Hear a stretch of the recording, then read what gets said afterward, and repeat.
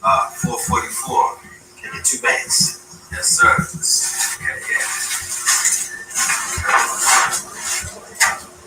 I just want 2 there. Just 2 right now. This is you know what?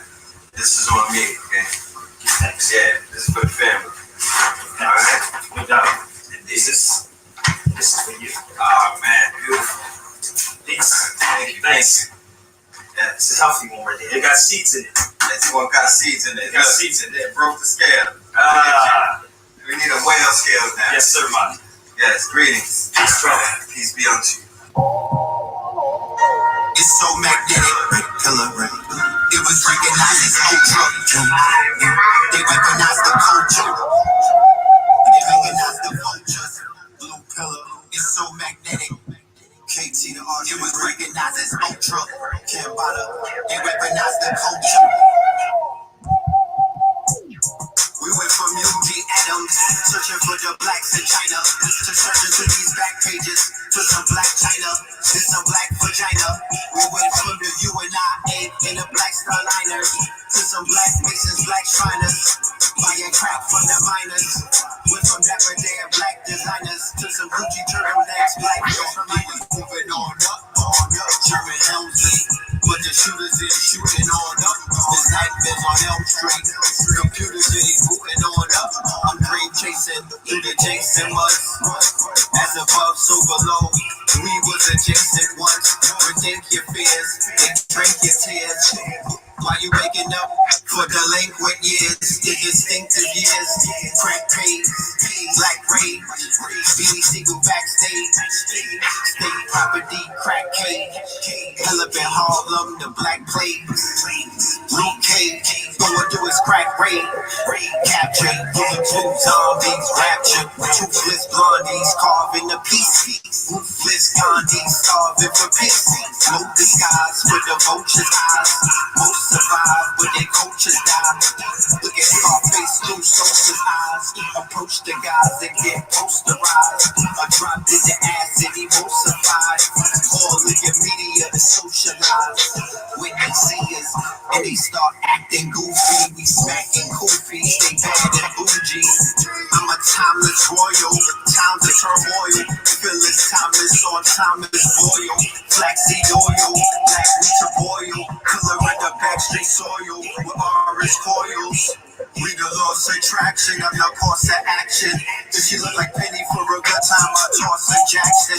Me in the carbon, this quantum entangle. I'm dripping the carrots, the sponsors the jangle. If I had to decide to fade to Billy Gates, I say young choppers ass like Philly State. Should I give birth to a lady killer? Project a desire to Mercedes dealers. A hard pill they soon to swallow. Wherever I go, all these drones, yeah, they soon to follow. I resisted the urge and persisted to purge. Protect the hood from the pecker wood and my neck of wood. Delectable Negroes say their neck is good. Protect the wood, protect this wood. 36 chambers, Inspector Deck was good.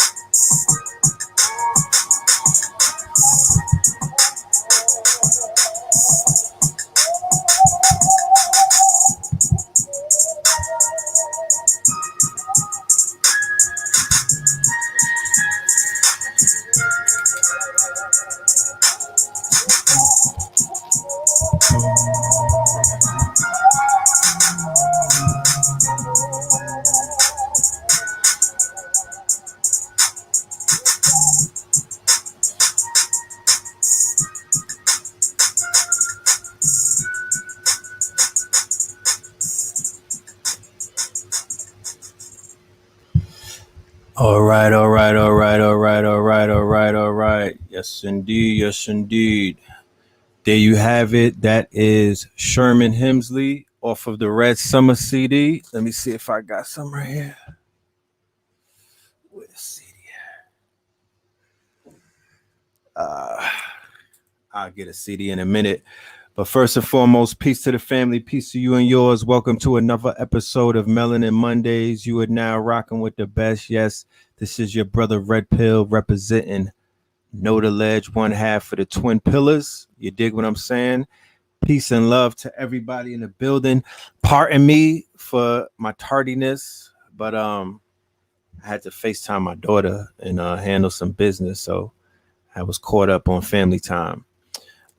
Before we even begin, let's do this roll call. You dig what I'm saying? Let's find out who's in the building. I know we got Mexico in the building. Shout out to the Mexico family. I know that we got Naptown in the building. Shout out to the Naptown family. All right. Shout out to Detroit in the building. Phoenix in the building. You know what I'm talking about? Kokomo in the building. Hartford in the building. Columbus in the building. 704 in the building. Denver in the building. Philly in the building, London in the building, Delaware in the building, Savannah in the building, New Orleans in the building, PG, Maryland in the building, Brooklyn in the building, Shaolin in the building, Harrisburg in the building, Charlotte in the buildings, let me see, Brooklyn in the building, Portland up in here, Virginia in here, Harrisburg in here, Dakar, Senegal in here, South Kakalaka in here, New Jersey to Florida, the whole fucking DMV, East Van, Bay Area, Grenada, 404 by way of 504. What's goody? Bad News is in this thing. BX is up in this thing. Kansas City is up in this thing. Cincinnati is up in this thing. St. Cloud is up in this thing. You moving to the Chi. That's what's up. Milky Way. All right. Long Island. What's goody? Boston is up in this thing. Vegas, Indianapolis, South Central, Arkansas. West Virginia was goody. All right, we got the family up in here. Canada's here. Louisville is here. Austell is here. DMV is here. Haiti is up in here. What's poppin', Haiti? Sapase. Maboule.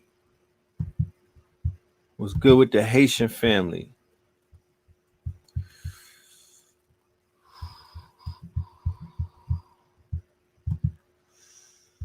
West Virginia, Trinidad. All right. NC, San Fran, Queens, Budapest. What you know about Budapest? You know what I'm talking about? You the best. 2 shots through the vest. Riverside, California, Louisville. What's poppin', Louisville? Norfolk, Bed-Stuy, do or die. Brownsville, never ran, never will. North Atlanta, all right. Jacksonville, Texas A&M. I see you. Houston is up in this thing. Bankhead is up in this thing. You know what I'm talking about? Bankhead is up in this thing. Grenada, Amurica, Columbus. All right. Somebody said the build is about to be different. Mine has his hair out. Different vibes. Virgin Islands, all right. Shaloot, Northeast Kabul, all right. That's what I'm talking about.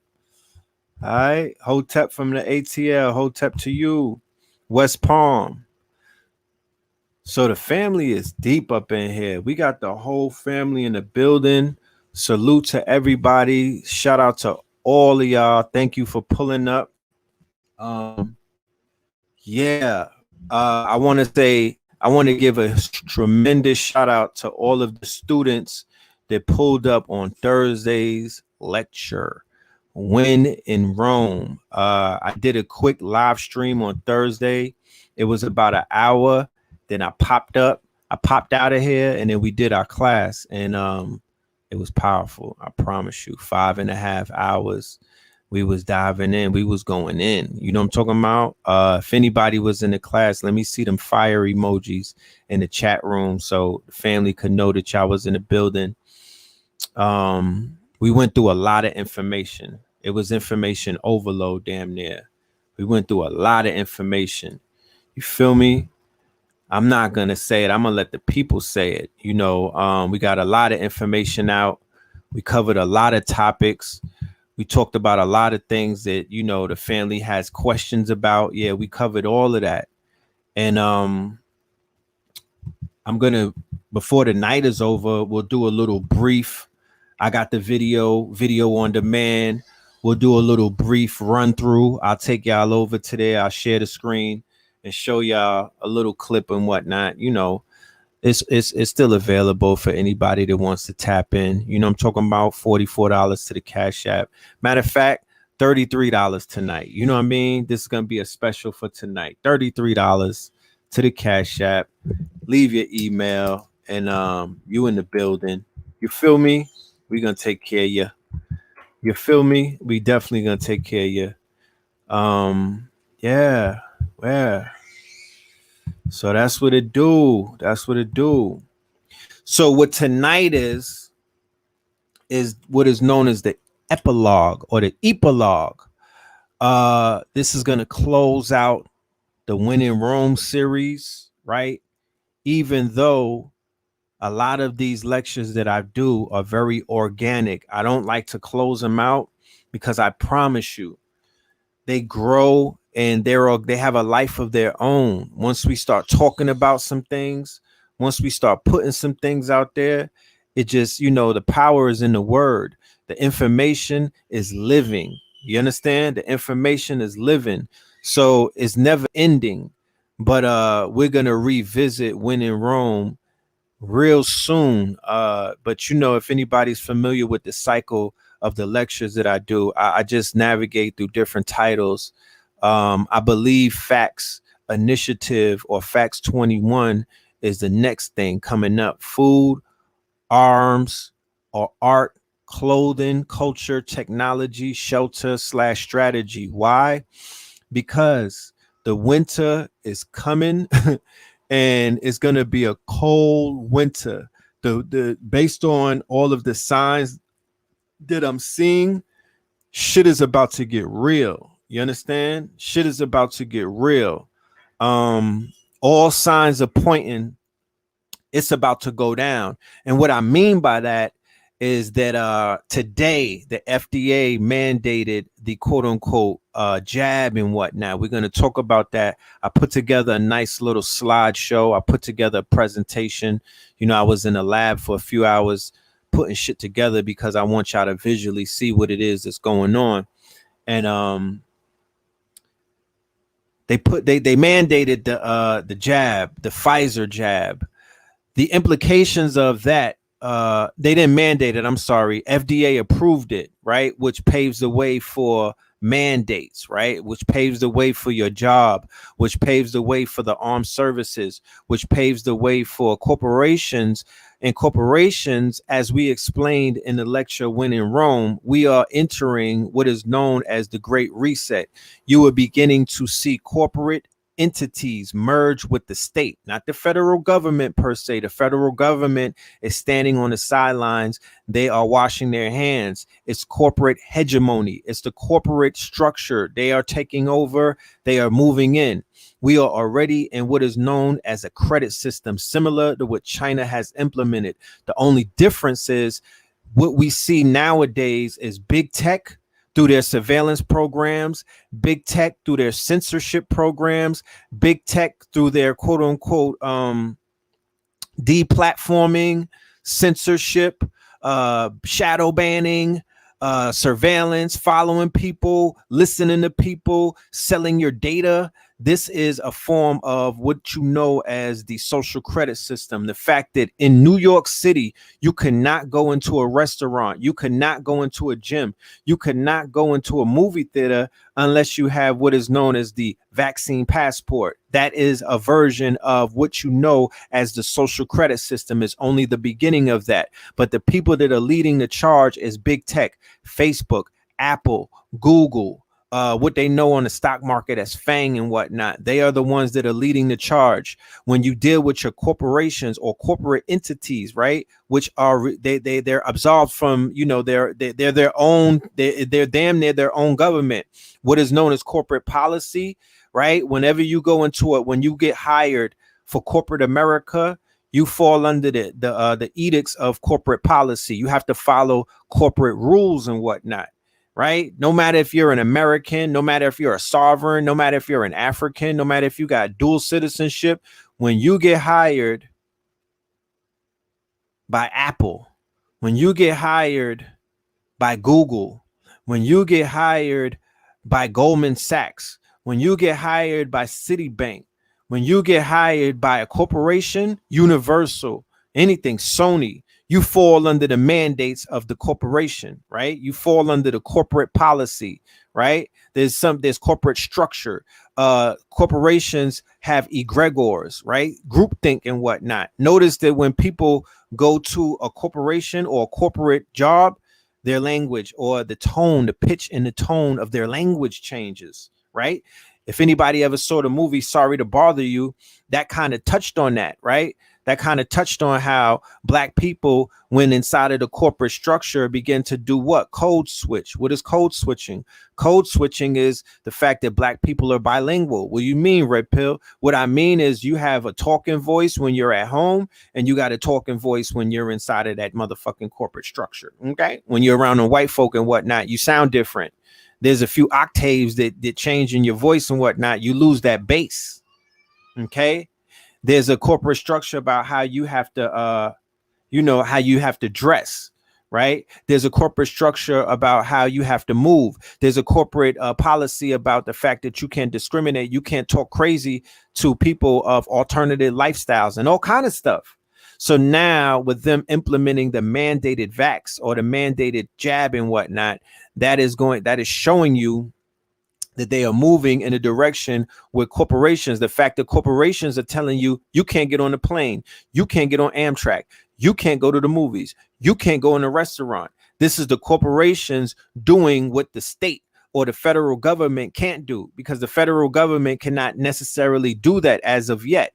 This is something that the corporations are taking over, and they're beginning to do it. So I just saw an article, I think it's on my page and whatnot, where Apple, the Apple phone, not the Android, but the Apple phone, there's going to be a feature on an update on the Apple phone where they're going to be able to know if you are quote unquote unvaxxed or vaxxed, right? There's a feature on these quote unquote phones that are going to be able to track you and whatnot, tracking, tracing, and testing and whatnot. So we are walking into a very precarious. Now, I mentioned all of that, and let me use a disclaimer before I even go further. Right? Let me mention something. By no means whatsoever am I fear mongering. Am I instilling any type of fear? By no means am I even, because the voice is powerful, right? We are melanated. Some of us have our third eyes open. We have to be careful what we say. We have to be careful not to speak of the quote unquote enemies or the other people's plans and give it any kind of power. What I'm doing, right, by giving out the information is I'm raising your awareness. I'm bringing it to your consciousness. But at the end of the day, we are in control of our reality. We are in control of our environment. We are in control of our destiny, right? So if we say, you know what, they've been trying and this shit is not going to, they don't have no power over me. I'm just giving you the fact that they've been trying. Has you ever heard, has anybody ever pulled a coat when a nigga was scheming on you? You ever had somebody come up to you and whisper in your ear and was like, son, them niggas are scheming on you. They about to get you, fam. You know what I'm talking about? These niggas are about to they got a drop on you. They about to get you. So the awareness of being able to raise your awareness that somebody is scheming on you prepares you to square up, prepares you to put yourself in a defense or offense. You bomb first. You dig what I'm saying? So you don't get caught slipping. So the information that I'm sharing is to help our people not to get caught out there. And especially when mainstream media puts the spin on a lot of these information, a lot of these stories and whatnot. I don't want you to get rocked to sleep. I don't want you to get, you know what I mean? I don't want them to spin your head. You feel what I'm saying? We don't want our people to get spun. So it's important just to give you the play before these people try to play it. There's nothing to be worried about. But at the end of the day, we have to take back our consciousness. We got to take back the things that we're paying attention to. We have to take back the things that we are focusing on. There's a lot of distractions. And if you are caught up in a lot of distractions, you are going to be giving birth to variants. You are going to be giving birth to all kind of lower entities, all kind of your reality is going to reflect that. So be very careful what you allow inside of your eyes and what you allow inside of your ears, and especially what you allow inside of your mouth. There's a war going on outside. These people are coming in many different directions. There's a spiritual war going on outside. There's a physical war going on outside. There's a mental war. There's an intellectual. There's a culture war.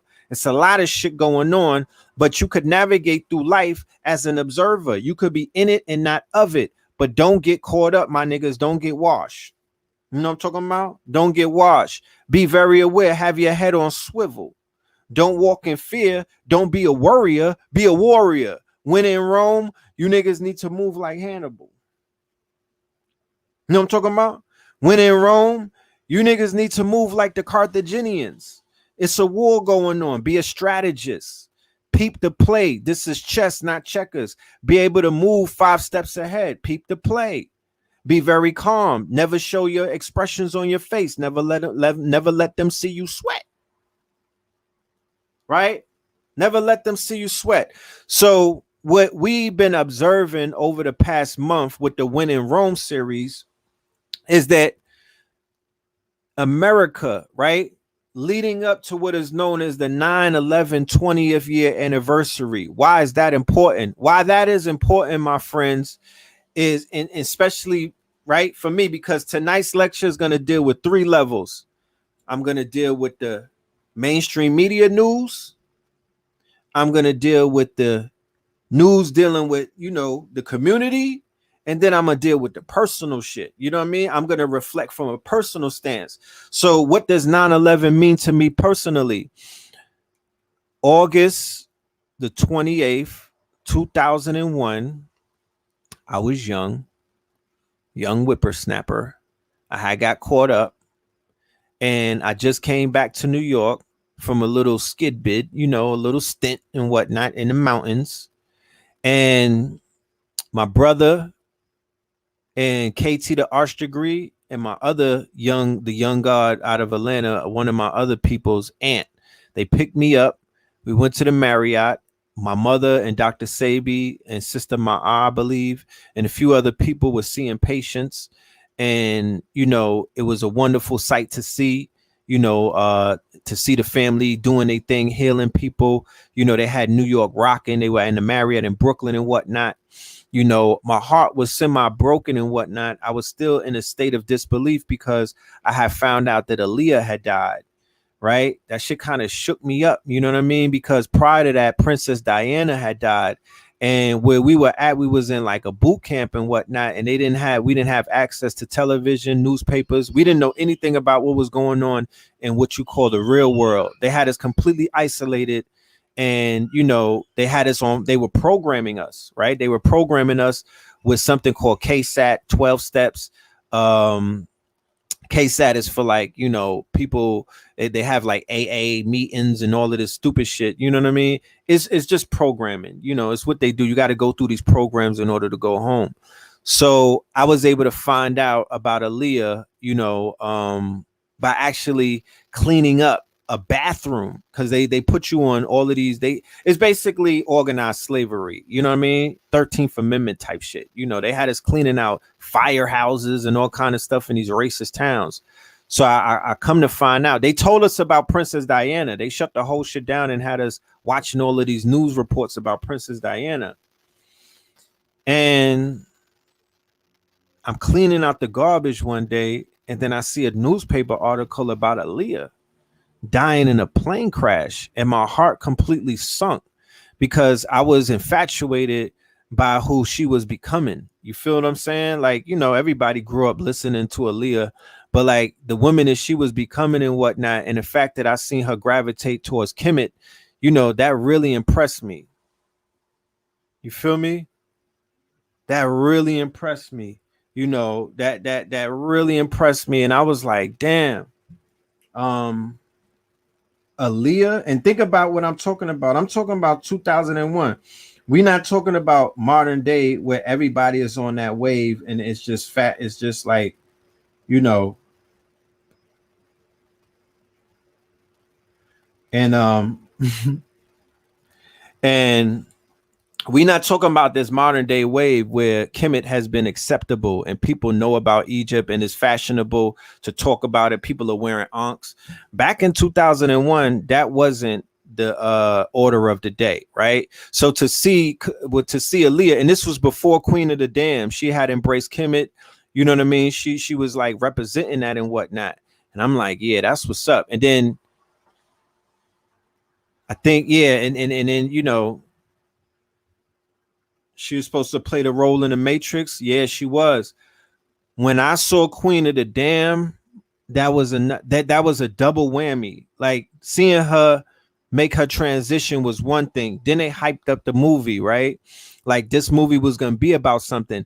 And the way that they were advertising it, it was like she was the main star and whatnot. So when I saw the movie and I saw the ritual that they did on her, that shit really sunk my heart again. It was like a double, it was like I died again because I saw what they did to her with Lestat and whatnot, and how they basically ritually killed her in the movie. And you know, the shit was just it was horrible how they lined her up. So I was carrying that type of pain, and you know, I was like, you know, whatever, you know what I mean? I'll get over it. You know what I'm saying? Life goes on. I'll get over it. And then 9/11 happened, right? But before 9/11 happened, Blueprint, the Jay-Z album Blueprint had leaked, right? The Blueprint had leaked. If you never saw it, don't see it. You don't need to see it because I promise you, they casted a spell on everybody who saw it. You feel me? It's a complete ritual. That whole movie with Lestat and the vampires, straight ritual. You don't need to see it. Don't let your children see it either. They're not missing nothing. Go see Romeo Must Die, maybe with her and DMX. That was a little more wavier. So I got my hands on the Blueprint album. Now, keep in mind, the Blueprint album was a soulful album.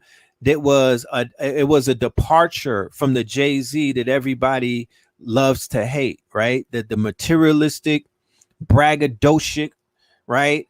Arrogant, you know, Bed-Stuy nigga that Jay-Z was, that everybody had a, you know, everybody loved to hate him because they was like, he's so materialistic, he's so arrogant, he don't talk about nothing but his money and these hoes, big pimping and all of this other stuff. So when Blueprint, the album came out and Kanye was the majority, had the producer credits on the majority of the songs, and it was highly soulful, very, very soulful. And you know, I grew up listening to jazz, soul music. My father, them, you know, he groomed me and my brother to be music connoisseurs of real music and real sound and whatnot. So any rapper who gravitated to like samples, soul music, and especially the way that Kanye was making them beats, I'm like, yo, that's my favorite rapper, because that was the sound that I knew that was missing. So when I saw that Jay-Z had adapted that sound and then he somewhat elevated his content to speak about things that are a little more you know, a little more, what's the word? He expanded his, not just his vocabulary, he expanded the level of his content. And that's all the people such as myself who is, you know, who knew that he had more talent than what he was showing us. I'm like, that's what I'm talking about. And of course, we know the controversial song, The Takeover, where he was getting at Nas, which started the quote unquote the falling of the two towers in New York, right? The two towers in hip hop, right? Like I said, I'm giving you 3 levels of the information because we play chess on 3 levels. Metaphysics is about the unseen. You know what I mean? The great divine speaks through signs. Hip hop to me is a divination system. Hip hop, we said it in 2009 in the Blueprint 322 lecture. Hip hop runs the fucking world. And fast forward to what we see, hip hop runs the world. And I'm not talking about rap music. Let's be clear for anybody out there. I'm not talking about snap music, trap music. I'm not talking about Little Nas X, my niggas. I'm talking about the culture of hip hop, breakdancing, graffiti. I'm talking about the fashion. I'm talking about the MC, master of ceremony. I'm talking about the whole shit, the way that we walk, talk, and everything. Hip hop, it is an idea and a concept before anything. And like they shared on the video that I was sharing, there's a video when I was showing in a lecture when in Rome, when they speak about the Taliban over in Afghanistan, they explicitly explain that the Taliban is not necessarily an organization. The Taliban is an ideology. That's the reason why America cannot defeat them, is because it broke down. It said that the Taliban was anybody who was down with the ideology of the caliphate, of bringing back Sharia law, of bringing back the quote unquote, this Orthodox Muslim, the same way that they give it up in Saudi Arabia, the Wahhabism and whatnot. You know what I mean? And then you had the communist aspect of the people in Afghanistan. So it was two ideologies at war with each other: Orthodox Islam versus this communism and whatnot, and things of that nature. So they were breaking down that you would have a farmer, right? You would have a farmer and whatnot, and they will go farm during the day, but when they get off of work, they pick up the AK and they become the Taliban, right? You will have a child and whatnot. This child is unsuspecting, they playing in the streets and whatnot, but then they pick up a rock or they pick up a hammer and they become the Taliban. It's a mind state. It's an ideology. It's a concept. And to be honest with you, that's the most difficult thing to defeat. You could take down a leader, you kill the man, and you could kill the plan. They identify leaders, they knock their heads off. You kill the man, you kill the plan. What happened to Martin Luther King? What happened to Malcolm X? I was just watching something on Amazon Prime after I saw Godfather of Harlem, which is kind of lit. And Professor James Smalls was in his documentary where they were breaking down the history of our people and whatnot, spanning from the history in Harlem. I believe it was dealing with Harlem. It was dealing with the history of Harlem, how my mother, Mama Pill, breaks down how she lived through the history of Harlem before it got changed, before it changed with the dope and whatnot and the crack and other things, before the Dipset, my niggas. Harlem was a beacon of black culture. Harlem was the epicenter of some very wonderful things. Harlem was the heartbeat of Black America, right? So what I saw in the documentary, right, was that when they killed our leaders, right, and I gotta give Martin Luther King a lot of the props that a lot of people tend to take from him. That was a very powerful man. My dude, Adam Clayton Powell. If you don't know who that is, get to know him, find out about him. That whole civil rights movement, even though their ideology and the concepts, remember the Nation of Islam and Malcolm X, they had an ideology, they had a concept, they had an idea, right? And that was at war with the civil rights. Turn the cheeks, let these people beat you up, be friends with everybody, integrate with them. I'm talking about, intersectionalism and all of that shit. And Malcolm X and what the nation was preaching was self-defense, which gave birth later on down the line to the Panthers and the Young Lords and people who were super duper militant and whatnot. That ideology won over the minds of the youth. Henceforth, all of the riots that took place after Martin Luther King got murdered and assassinated, they turned up. And it was like they threw that shit out the window and they adapted the ideology of the Panthers. That shit won over for a certain amount of time. And then it got co-opted by the dope game. It got co-opted by heroin. It got co-opted by money. My father told me that black men and women went to see Superfly with dashikis and came out with perms and shit, right? It was a huge shift in the culture based off of that, right? So we have to ask ourselves, what is our collective ideology? What is the concept? What is the ideology that they can't kill? What is the ideology that they can't stomp out for us? We don't need any leaders. We need some concepts. We need a vision, my niggas. What's the vision that we collectively share that we willing to fall on our sword for? Pause. What is it? What is it? Is it back to Africa? Is it back to the mounds? What are we collectively agreeing to, and what are we out here putting our lives on the line for, and whatnot? And what are we instilling in the babies in a clandestine way? Not even where we wearing it on our sleeves. I'm talking about some crypto shit where it's undercover, the same way that the Taliban was moving. They were crypto, they were crypto Taliban. They don't have an outfit. They was not wearing it as a badge and whatnot. They don't have a face tat that says Alibaba and Taliban. They don't have that. They were moving in a crypto sense. They were undercover, clandestine, secret society, right? You can't defeat the enemy that you can't see. Henceforth, we find ourselves in a society today where we're fighting an invisible enemy. There's a war going on outside, and you heard it come out of the mouth of the doctors and the politicians. The enemy is invisible. The enemy is invisible. Put your mask on. Put your face diaper on. Watch out. 6 feet distance and whatnot. Be careful. You know what I mean? Be easy. Don't breathe around other people. There's an invisible enemy out there, and he's snatching bodies, right?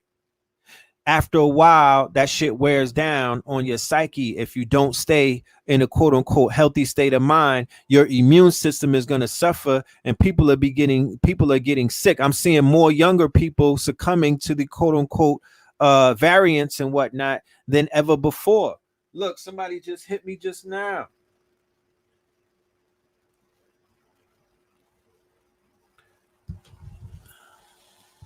You see that?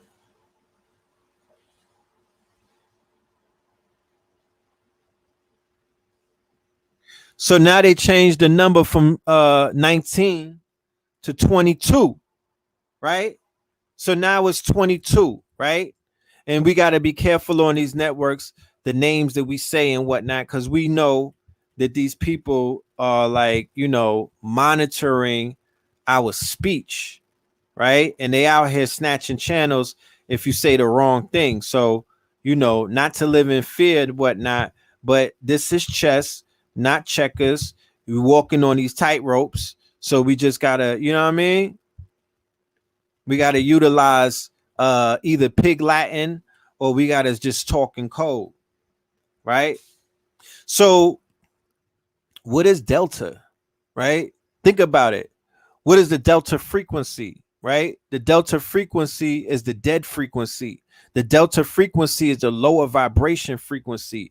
The delta frequency is a frequency that's basically when your brain is somewhat asleep and whatnot. That would be the knuckle draggers. That would apply to what you know as the 85ers. So ever since they've been pushing this delta talk, what did you start to see amongst the people? The people are underneath more spells. The people are becoming dumbed down. The people are now, you got the vax versus the unvax. The people are walking on crates and whatnot, doing the crate challenge. The people are susceptible for anything that they throw at them, right? These niggas are sleepwalking. Okay? It's power. They're casting spells. It's power in words, my niggas. Understand that. And then when you do the research on the lambada, right? What's that? How you pronounce that? Let me see. Let me pull that up. When you do research on this, right? On the lambda is a high frequency. The lambda is a very high frequency. It's a higher frequency. You don't hear them speak about that in the news like that. You don't hear them speak about that. They're not invoking that. They're invoking delta, right? So be very careful. You know what I'm talking about? Be very careful with the word magic that they out here using. So I put together a slideshow. I want to get into this slideshow. I want to say first and foremost that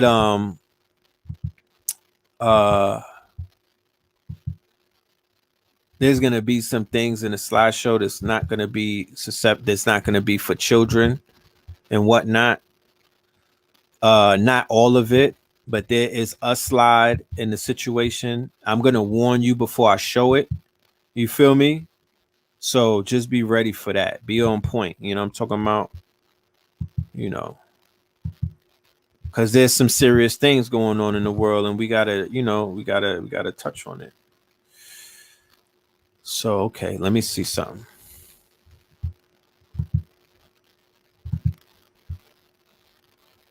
Trying to pull up my keynote. Give me 1 minute, y'all. Give me 1 minute.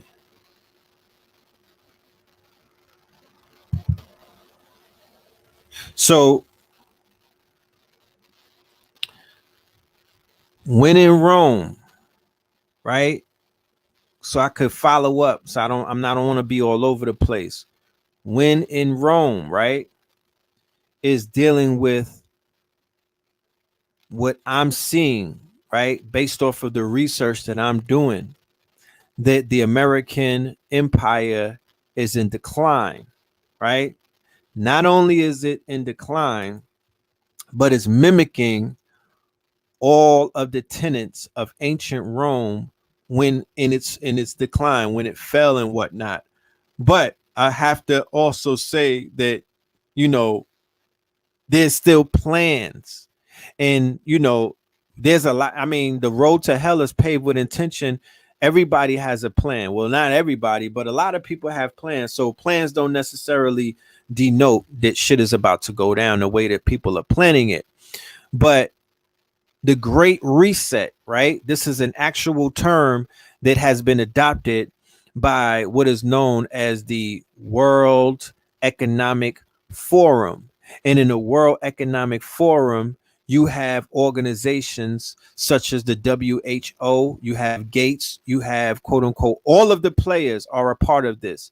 Prince Charles, everybody, all of the oligarchs, all of the quote unquote, the people whose names that you don't even know, right? They've adopted the quote unquote title, the Great Reset, and they are projecting the Great Reset to finish taking place in 2030, right? You got, I mean, don't trust nobody. All of them, Elon Musk, everybody is a part of this. Let's be clear, right? They have, yes, the G7, Davos, right? The G7, the Davos and whatnot. What about Delta 9? Right? Yeah, that Delta 9. Yeah, yeah, that shit smokes good. You know what I'm talking about? It does smoke good and whatnot. I haven't heard too much about the Delta. It was popping for a minute, right? In the hood. But a lot of they've been pushing legislation to get that the fuck out of here. They don't want that to challenge the quote unquote marijuana industry, that these people are, that they have plans to they got their hands in the industry on some takeover shit. So they don't want no CBD and no hemp to challenge that. Right? So give me 1 second.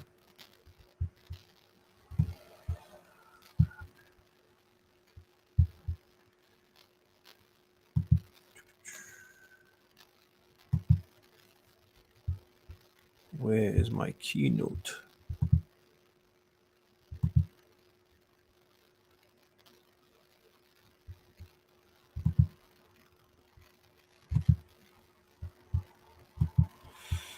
All right, so I'm gonna have to do it like this, the sloppy way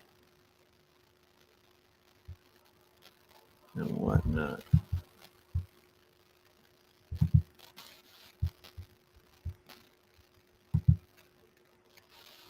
Boom. Let me see something. Hold on, y'all.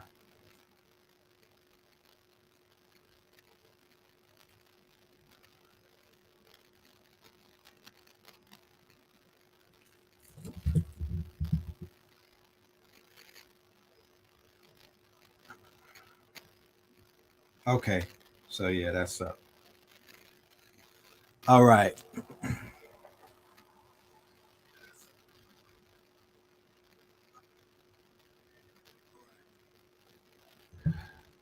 So one of the things that stood out, just to show you, right? And like I said, America is on a decline. There's a 20-year window, right? Shout out to Blue Pill, right? Blue might pop up, he might not, but a lot of this information is definitely something that Blue Pill was on top of when we were on Brother Richard's show. He brought to light some things about 9/11, and I went and did a little bit of research and whatnot. I dived in. So being that we're on the heels of 9/11, this is the epilogue. This is the closing out of the When in Rome, and we're going to pick up some others. We'll pick up some more stuff, but I just want people to have their eyes open because this 20-year window, right? This 20-year window starting from 2001, 9/11, right? Going back to what I was saying about the 9/11 and why it's so important. This is the catalyst to me really taking consciousness completely serious, right? This is when I was like, yo, I got to take this shit serious. I can't be on the fence anymore. I can't play with this shit. This is real. They got towers fall. I seen this shit fall down with my own eyes.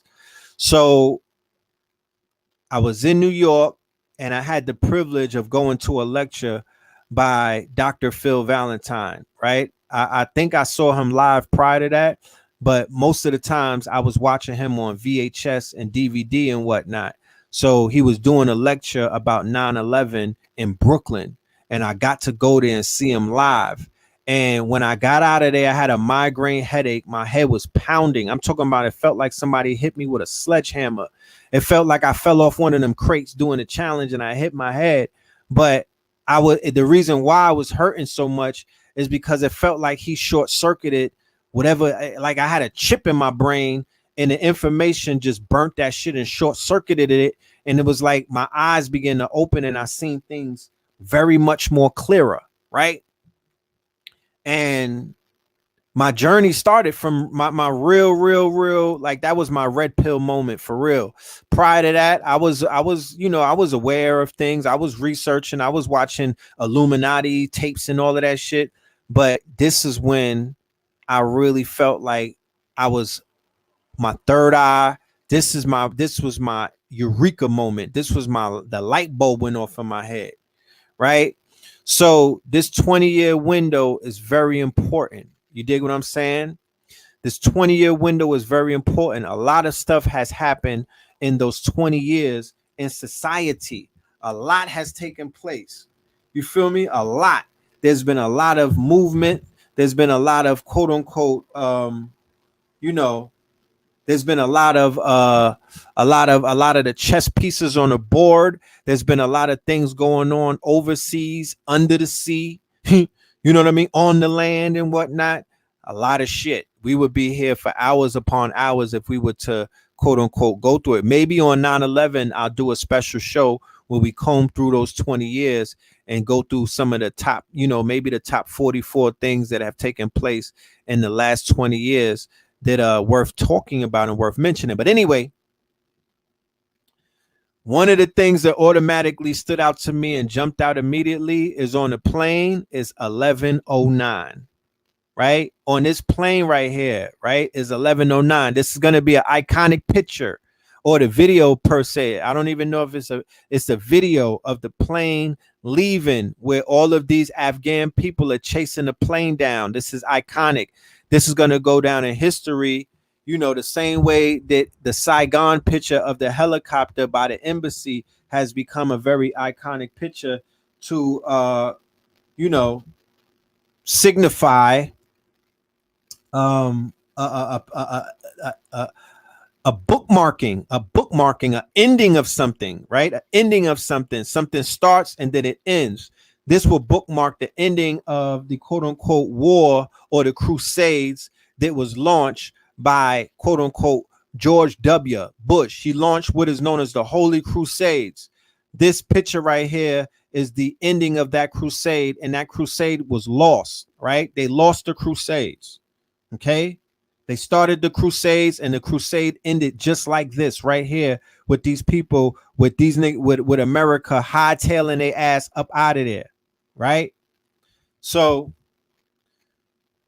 they were so desperate to get out of there that they were finding body parts in the wheel well, right? And of course, there was a video where like 3 people fell off of the plane. These niggas thought that they could fucking, they thought the plane was a skateboard. They thought the plane was a hoverboard. They was holding on to that bitch. I think Indiana Jones or one of those movies has something like this. And I was like, you know, at first I thought it was Wag the Dog. I was like, that's fake. This is Hollywood and whatnot. But allegedly, they was like, it's real. I spoke to a few sources and whatnot, and they backed it up. And that's real. These niggas was falling off the plane, right? The Air Force is investigating the deaths of Afghan civilians at the Hamid Karzai International Airport in Kabul, including reports that people were killed falling from a C-17 cargo jet that left the airfield. Faced with rapidly deteriorating security situation around an aircraft, the C-17 crew decided to depart the airfield as quick as possible. Shortly thereafter, videos on social media show multiple people falling off of the aircraft, desperately attempting to evacuate the country, right? So what exactly took place, right? Why were they running? Why were they on the run, right? What were they running from? They were running from the Taliban. But what does the Taliban represent, right? Why were they running? They could have just chilled and whatnot and thugged it out and was like, I'm going to lay low, or I'm going to just become a Taliban. You know what I mean? The Taliban represents law. The Taliban represents the rule of law. The Taliban represents Sharia law. That's Saturn, right? The Taliban is law. The law was coming. These motherfuckers are running to the airport. They're out of there because that law is on their neck. The law is coming. People are on a run because the law is there, right? And prior to that, they were living very lawless in Kabul. They were being Romanized by America and their allies, who brought what? They brought porn over there. They brought McDonald's over there. They brought KFC over there. They brought hip hop music and other things over there. They were exporting Americana to quote unquote Afghanistan. They were exporting democracy. They call it democracy, right? You get the rainbow flag. You get everything. It's a fucking starter pack, right? You get cross-dressing. You get the rain. You get all of this shit that comes with Rome. Okay? That's what America exports around the world. When they say democracy, that's what feminism, LBGT movements, them flags and whatnot. You get liberalism, right? You get all of that. So this is what the law is coming to clean up. This is what these people were pushing back against. This is what these people are cleansing from their country. They even kicked out the vaccines. They was like, yo, the vax got to go too. Everything got to go. They closed their borders, right? They're like, we're locking our borders. We're pushing all of that out. When China had to clean up their act because the majority of their population was on dope and there was a revolution going on. They built that, they locked in the wall and whatnot. They did not allow any outsiders in. Iran, they did not let any outsiders in. They began to cleanse, right? Henceforth, they're still standing. Henceforth, they still have their quote unquote way of life. When they pushed into Libya, they destroyed it. When they pushed into Syria, they destroyed it. When they pushed into Iraq, they destroyed it. When they pushed into Afghanistan, they destroyed it. It's the Crusades. But what did the Crusades bring? The Crusades brings with it Rome. When they came to the Americas and they came with the quote unquote doctrine of discovery, they came with the cross and whatnot. They destroyed the way of life over here, the natural way of life where people were living off of the land and whatnot. They started landlording these niggas. They started buying the land. They started, you know what I mean? Siphoning off the resources and whatnot. They took all of the silver and the gold out of Peru and whatnot. You know what I mean? They robbed the mountains of Georgia of gold. They ran up in California and committed atrocities and genocide, and they pillaged the gold. That's Rome for you. And where's all of that gold? That shit is under the Vatican. It's in Spain. It's in a whole bunch of places in Europe and whatnot. Okay. So they went over to Afghanistan. They took the dope, right? They took over the dope. They took over the natural resources. When they went over in Haiti and whatnot, what the Clintons do? They took over the gold. They made it they made it a dope route and whatnot. Sex trafficking, human trafficking, right? prostitution and whatnot. Dominican Republic, open air prostitution, sex trafficking, child prostitution, right? Natural resources, oil, iridium. You know what I'm talking about? That's what they do. Make sure y'all hit that like button. Hit that like button. Thank you, everybody, sending them cash apps. I see them coming through. Maybe by the end of the show, I will call out everybody because your name needs to be put on record on this blockchain and whatnot, you know, for your support and whatnot. So boom, what is the Bush doctrine, right? Bush said, choose a side. He came out like a cowboy. He told the whole world after 9/11, choose a side. Either you with us or you against us, right? That's basically on some Debo shit, right? Preemptive war, meaning that we could preemptively strike any nation that we feel like if we want to. We don't even have to give you no type of quote unquote reason why. We could just bomb first and we could pillage your nation. If you're not in line with our bully tactics and whatnot, if you're not in line with our foreign policy, if you're not accepting quote unquote Halliburton, McDonald's, Subways, if you don't want to take our movies and whatnot, if you don't allow free trade in your country, so we could basically bring in our GMO and our Terminator seeds, we could preemptively strike you and topple your government. Regime change, right? Regime change. What did you see in Venezuela? What they trying to do? What are they trying to do in Cuba? What was they trying to do in Syria? Regime change, right? What did they do to Saddam Hussein? They bodied him. What did they do to Gaddafi? They bodied him. Regime change. What did they do in Afghanistan? They put their own puppet regime in there. Okay. Get down or lay down. Exactly. State property. You know what I'm talking about? Multilateralism, bringing in the corporations, bringing in the cronies and whatnot.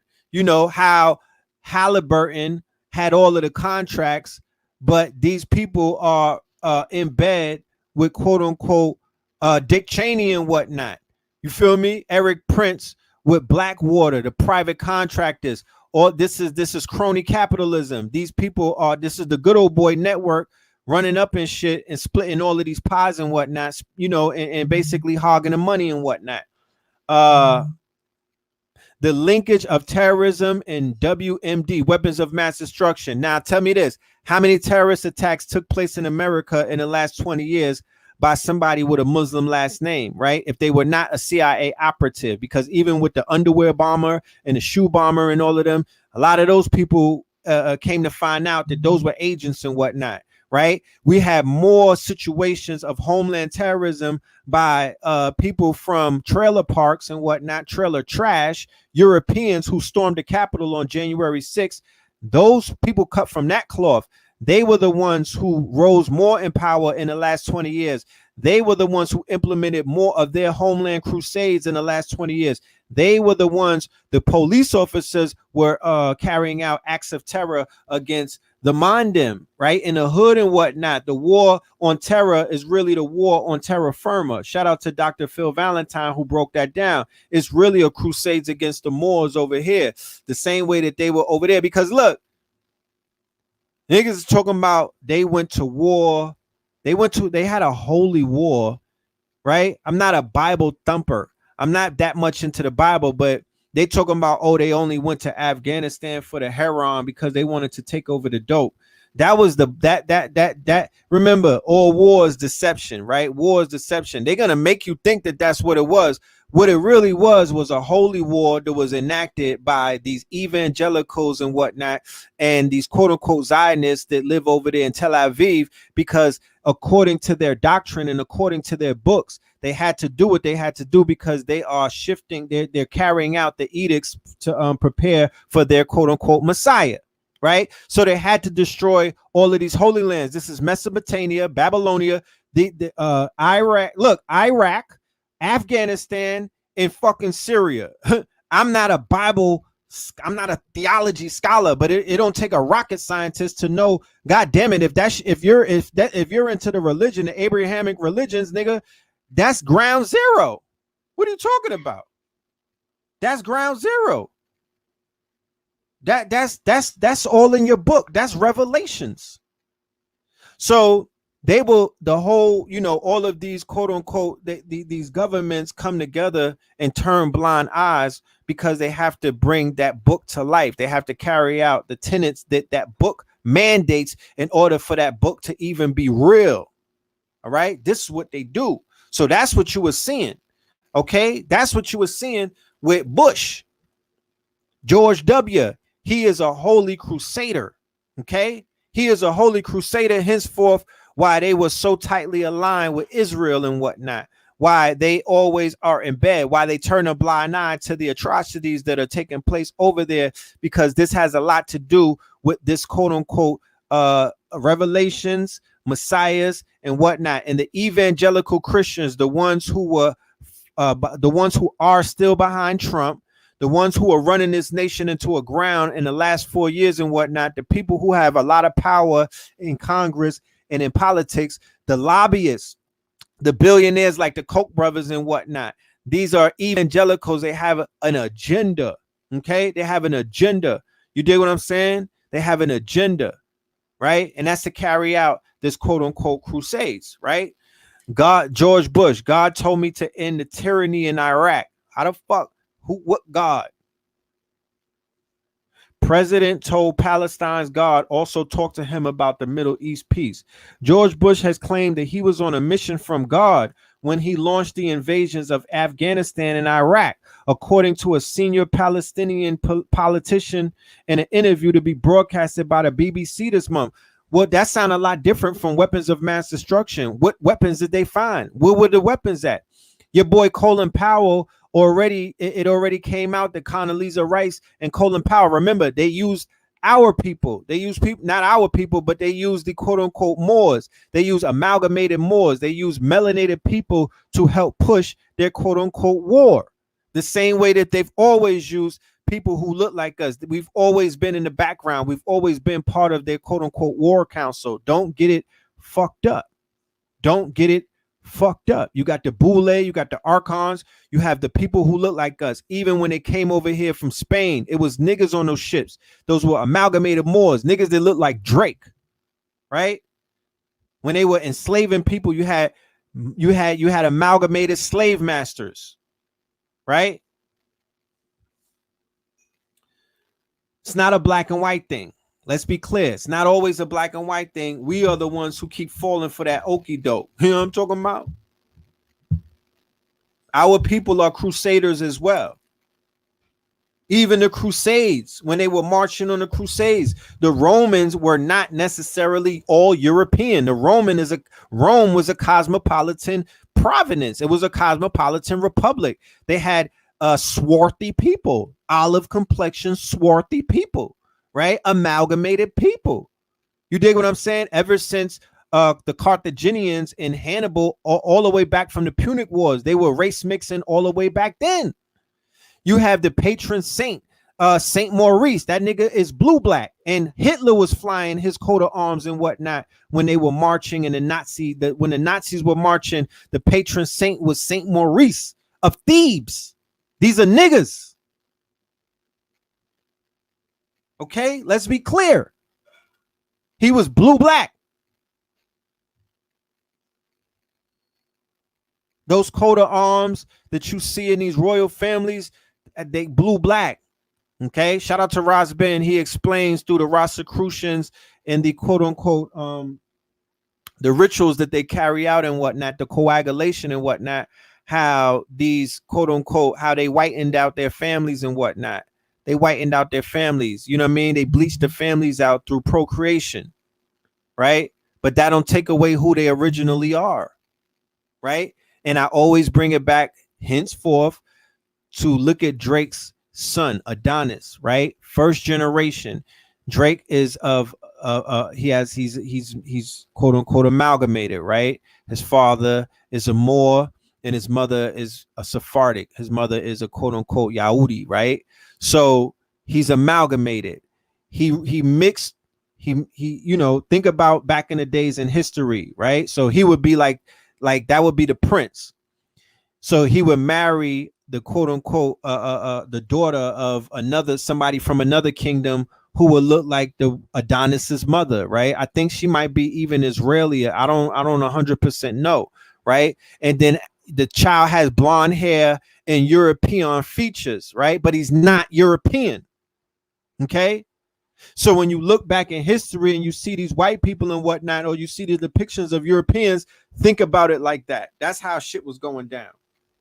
Even on the plantations all the way out here, the slave masters, or what you call slave masters and things of that nature, they were amalgamated.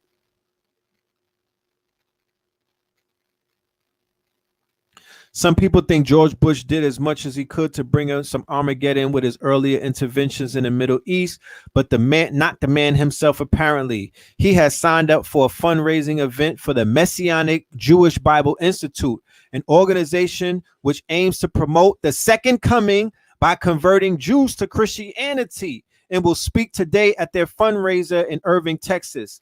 Listen, such Messianic Jews who accept that Jesus was the promised Messiah are loathed by most other Jews and regarded with great suspicion by mainstream Christian denominations. If Jesus really was the promised Messiah, this would restore much of the traditional basis for Christian anti-Semitism, which most Christians have struggled against the last 50 years. But a belief in a necessary conversion of the Jews still flourishes on the wilder shores of American Christianity.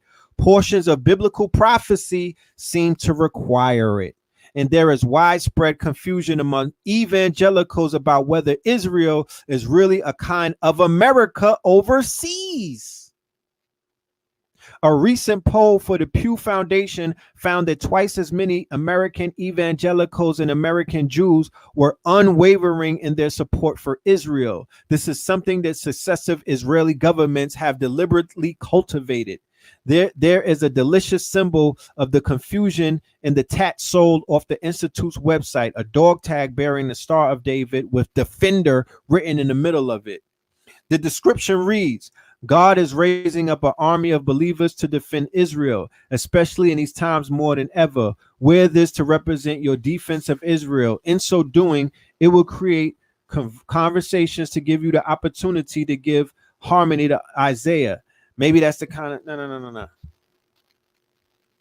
Bush himself famously described the war in Iraq as a crusade once, before it was pointed out to him that such language had unfortunate resonance in the Middle East. But the links between Zionism and Christianity go much further and deeper than that. The conversion of the Jews and their restoration to Jerusalem was a great enthusiasm amongst English evangelicals in Victorian times. Right? Let me go on. George Bush's new crusade, converting Jews to Christianity, right? The Bush Doctrine refers to multiple interrelated foreign policy principles of the 43rd president of the United States, right?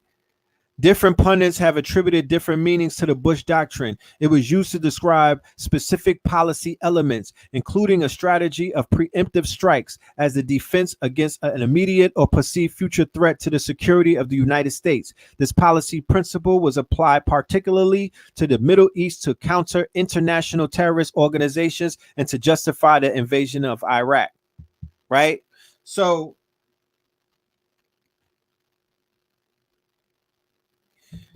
take a concerted look at the last 20 years based off of foreign policy and domestic, the rise of the quote unquote white nationalists, right? The rise of the quote unquote white supremacists. I don't like calling them that, but the white inferiority parties, the quote unquote rise of the quote unquote Proud Boys, oath takers. All of them have a doctrine underneath all of that quote unquote fluff that these people are crusaders. When you look at Charlottesville, when you look at the March on Washington and whatnot, these are all the crusaders. These are the equivalent to the Taliban over there. That would be your equivalent over here, right? Holy Crusaders, right? The reason why they were banging on Barack Hussein Obama, just look at the name, Barack Hussein Obama. They were calling him a crypto Moor. They were like, I need his birth records. He was born in Africa. He's a crypto Moor. He's an undercover Moor, and he's here to quote unquote upend this quote unquote republic, right? And, you know, of course, he got folded up, and of course, he had to tuck his tail and things of that nature. And he lived in fear in those 8 years, right?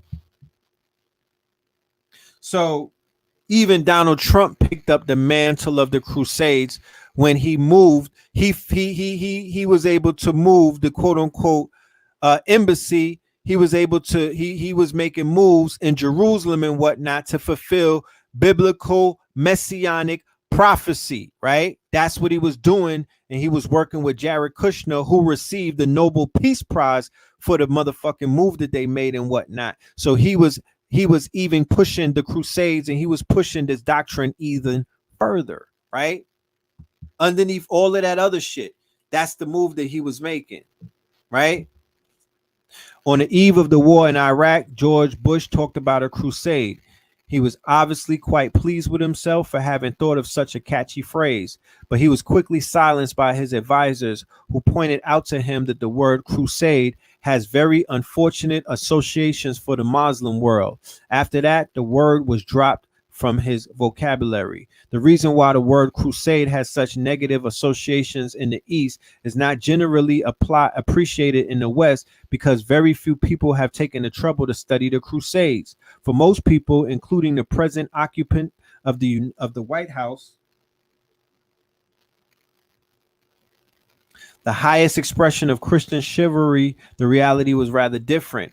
In 1095, Pope Urban II incited a crowd of thousands to abandon everything and go to free Jerusalem from the infidels. In return, they were promised salvation in the next life. A mass of common people responded to the call and flocked to the banners of the First Crusade, inspired by the vision of the New Jerusalem. Their battle cry rang out in every village and town square. God's will it, the church whipped up religious fanaticism by alleging that the holy places were in danger. This was completely untrue. The places that were holy to the Christians were also holy to the Muslims, who had occupied them since 638. Unlike the Christians, who were utterly intolerant towards other religious belief, the Muslims generally tolerated the Christian and other faiths as long as they paid their taxes and did not cause trouble. Muhammad, it is true, said, when ye encountered infidels, strike off their heads. But the same Muhammad also said, deal calmly with the infidels, leave them a while in peace. He was referring to the Christians, whom he regarded as the people of the book and therefore nearest in affection to believers. It was the unprovoked and violent aggressions of Christian Europe that provoked a backlash from the Muslims. Religious fanaticism played a central role in the bloody conflict between Europe and the Muslim world. There were, however, more mundane considerations, such as the prospect of loot and pillage, nor were the aims of those who had organized the adventures of an exclusively sacred character. The Christian knights, as always, wanted an excuse to kill people, and if it would guarantee salvation for their multiple sins, then so much the better. The church was generally glad to see the back of these unruly elements. In addition, the Crusades considerably boosted its prestige and authority. So think about it. What happened in 9/11? What happened in Desert Storm? The black men and women, Puerto Ricans, right? Spaniards, right? People who were considered to be Roman Catholics, right? And everybody else laced up their boots after 9/11, and they did what? They went over there to kill man, women, and child in the name of America, in the name of getting back from all of those people that died in those towers. When it come to find out, go and watch Loose Change. We don't even know who's really behind that shit, right? But we know that nobody really in Afghanistan was responsible for that, right? So these people went blood. They had a bloodlust. They were bloodthirsty. The niggas put a battery in their backs. George W., Condoleezza Rice, right? Colin Powell, Dick Cheney, pause, right? They were the ones that put a battery in the people's backs. Pat Robinson, all of these preachers, and they whipped the people up into a fervor, and they went over there and they completely destroyed sacred land, right? They destroyed these niggas are into the Bible, and they went over there and destroyed the land that their Bible is like, yo, this is sacred land.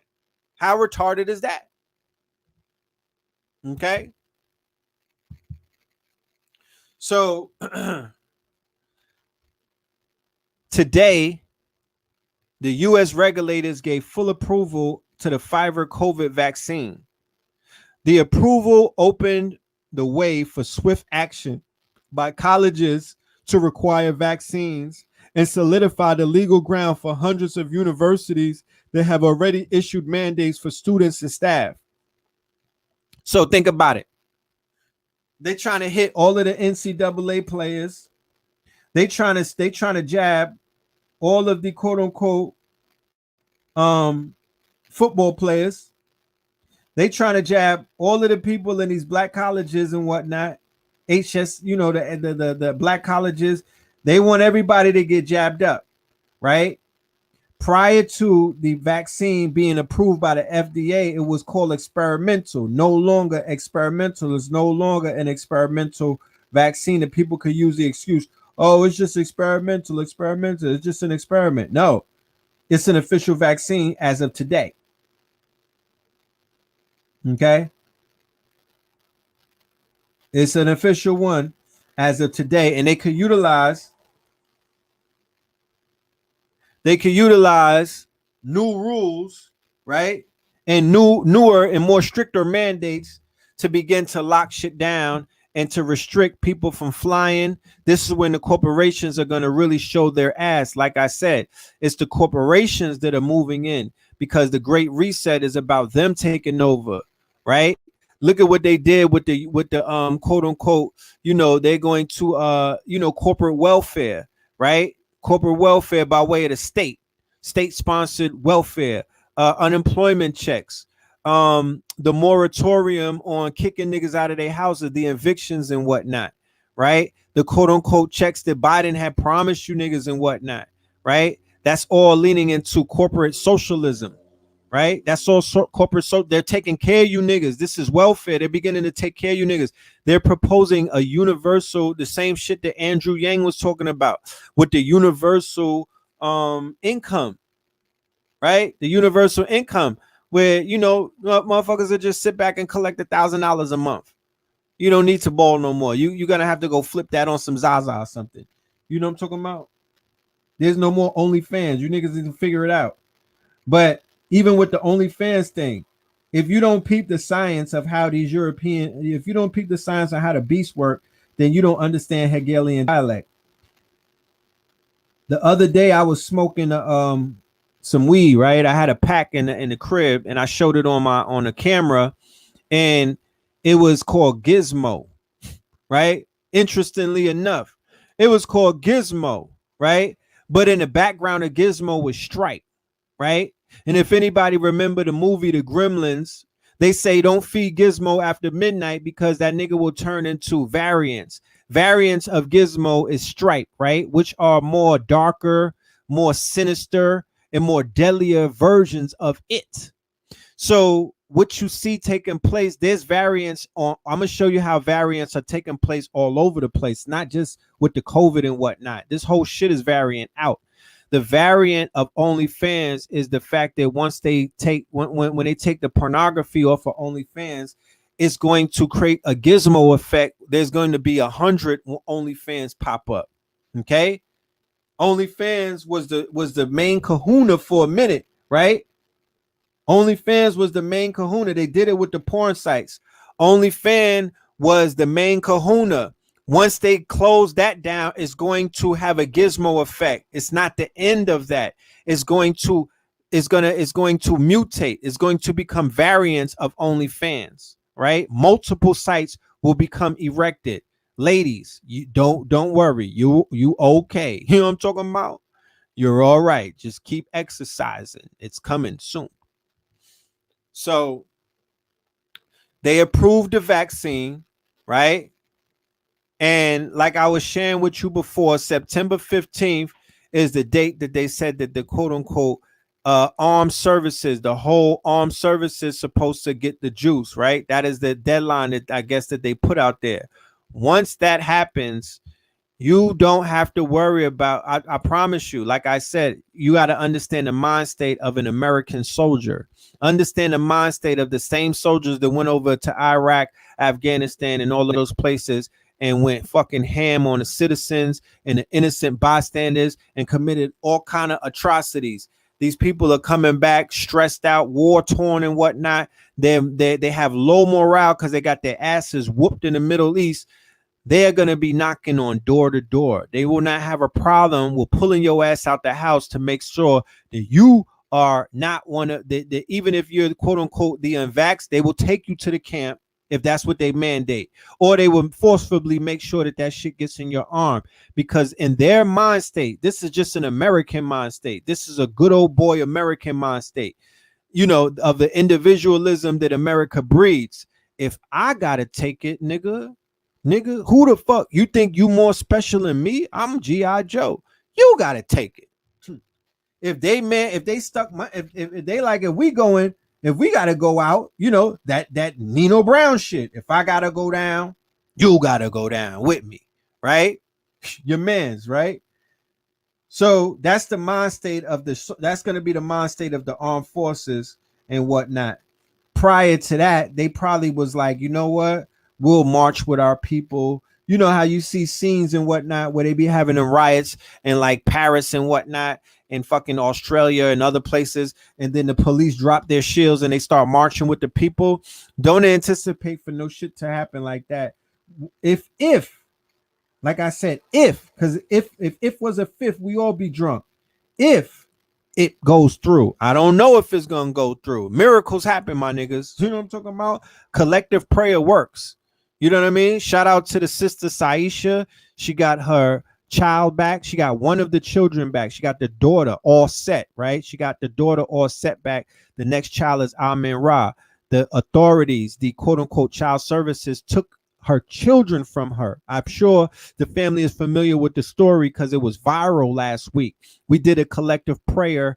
We did a collective 11:11 prayer on Father Rich's channel, Black Magic 363. And we put out that energy for the children to come back. So she got one of the children back. All right. The newborn, which is very important. The newborn is back. The daughter. Right. So now they're going to work on getting the boy back. Amin Ra. And we were speaking about the symbology of it all, the archetype aspect. The great divine speaks through signs. We look through things through a metaphysical lens. It is of no coincidence that those two children are that name, and you see the state and whatnot moving on the children. They are out here canceling the babies, like Blue Pill said, right? We're looking at it through a metaphysical lens, right? We don't look at shit through the mundane. We look at it through the metaphysical lens. The whole shit that you seen going on with them canceling big baby Jesus, the nigga that wears diapers and whatnot, that's them canceling the babies. And then the next case that the case that went viral was against two children named Amin Ra and Offset. And then you got this shit where they passing these, they approving the vax, and they talking about coming to shoot to jab up children from 10 to 15 and things of that nature, and then they're gonna go after the children. Pay attention, y'all. Just pay attention. All right. So the reason why I say that they lost the Crusades is because if they didn't, what they were attempting to stop and what they did not want to happen, they did not want them to, quote unquote, create a caliphate in Afghanistan. They were fighting the quote unquote caliphate from being established. They did not want a caliphate to, quote unquote, be erected in Afghanistan. But to show you that the war was lost, this is how you know that America did not win the war, because they were not able to, they installed the government, but the government that they installed was a quote unquote lame duck government. And you see that that shit folded like a wet food stamp. You know what I'm talking about? They didn't even have to fight them. They didn't have to fight them. They just walked them niggas down. They walked the fucking army down. The Taliban walked the Afghanistan army down. The Afghanistan army dropped their weapons and submitted and whatnot. So now they're going to create the caliph.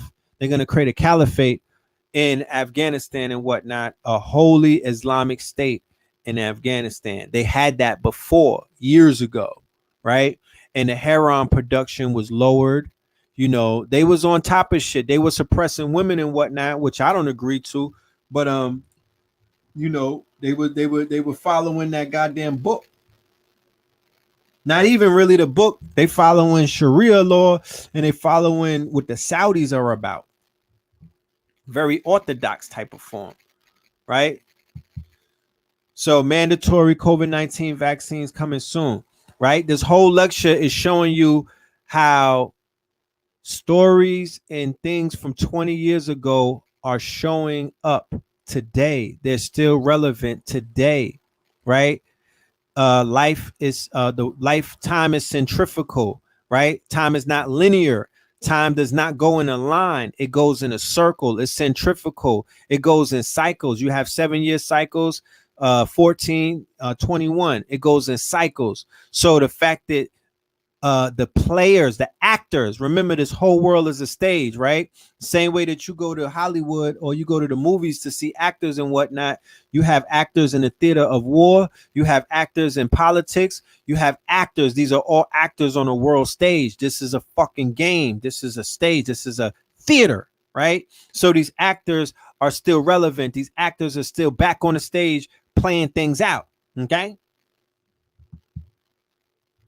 So even your boy, where's all of my Trumpers and whatnot, who was swearing by God that he was so anti this, anti that, blase bloom, blase black, right? So he switched up this weekend and showed his colors, and then the people booed him and whatnot, right? The people booed him. They was like, get him out of here and whatnot. Fuck out of here. What you talking about?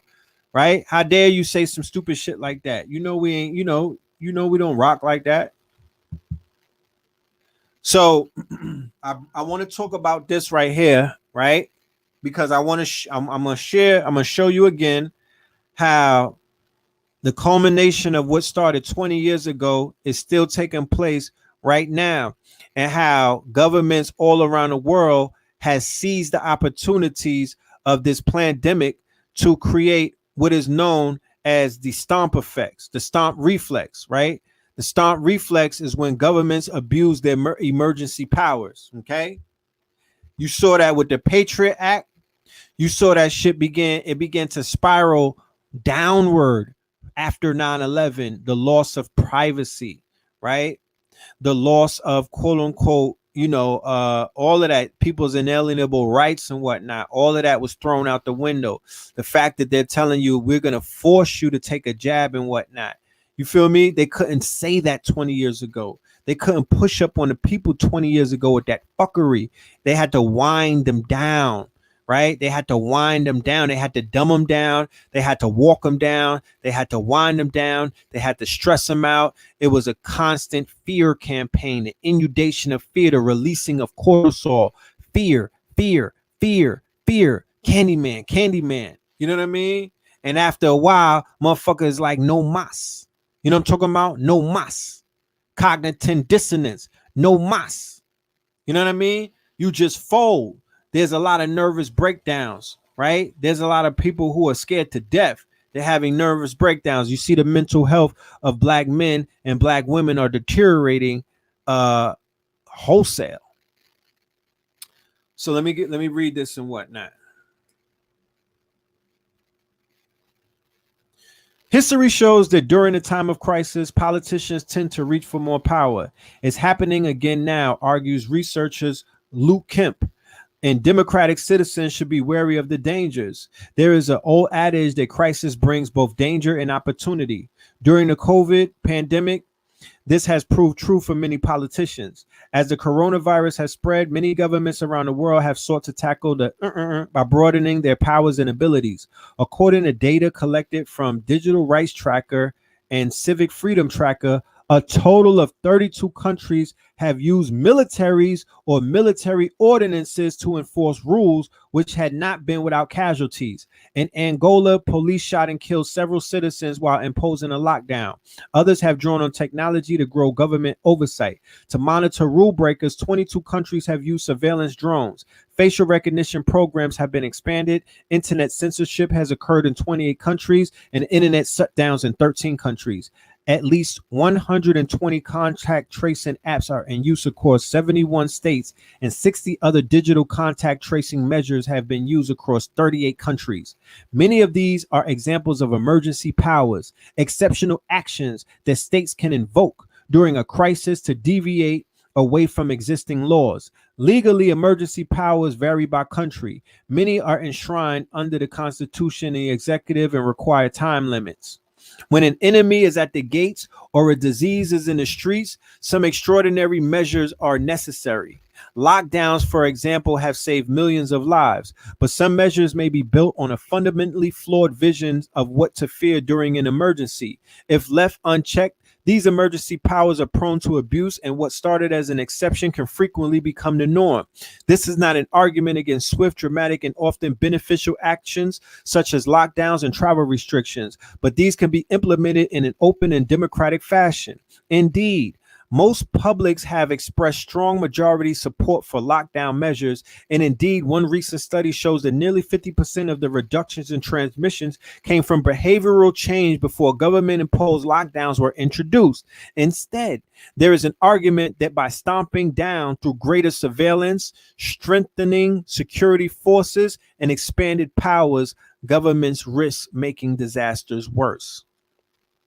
The Roman dictator was one of the earliest and most famous examples of state-sanctioned emergency powers. When the Republic had a specific problem, such as defeating an approaching enemy army, the Senate would appoint dictators with wide sweeping powers, including complete control of the military. There were limits.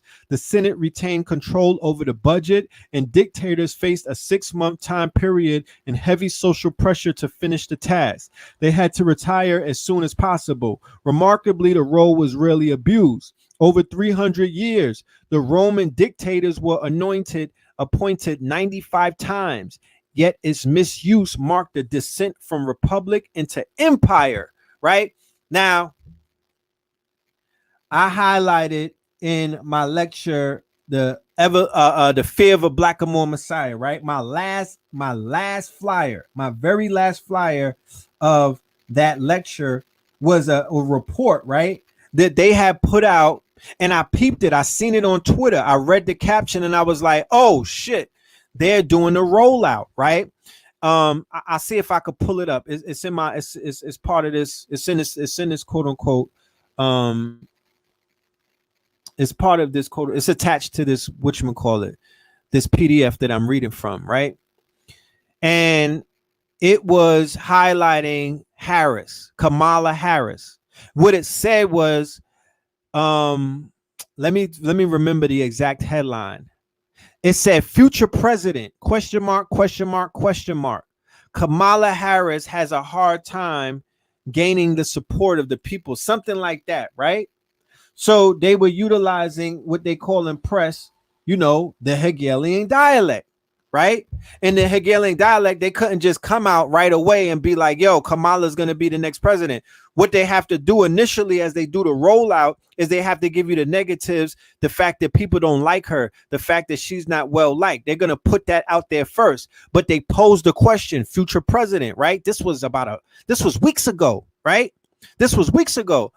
Fast forward to where we are right now. The conversation is going on in Senate, in Congress, and in other places where you have Democrats and Republicans coming out bold-faced saying, because of what happened in Afghanistan, sloppy Joe, whole ass Biden needs to be removed immediately. They're even talking about invoking a motherfucking an amendment to get him up out of there, right? Because what's needed right now is quote unquote stronger leadership, right? They need a dictator. That's why Trump was so liked, because a strong man is quote unquote needed during times like this. He was considered to be whatever he was, a psychopath, a sociopath, but under no circumstances that people did not see him as the potential to be a quote unquote dictator and a strong man. That's not what you see in whole Biden's senile ass. He's a Scorpio and he acts nothing like it. Okay.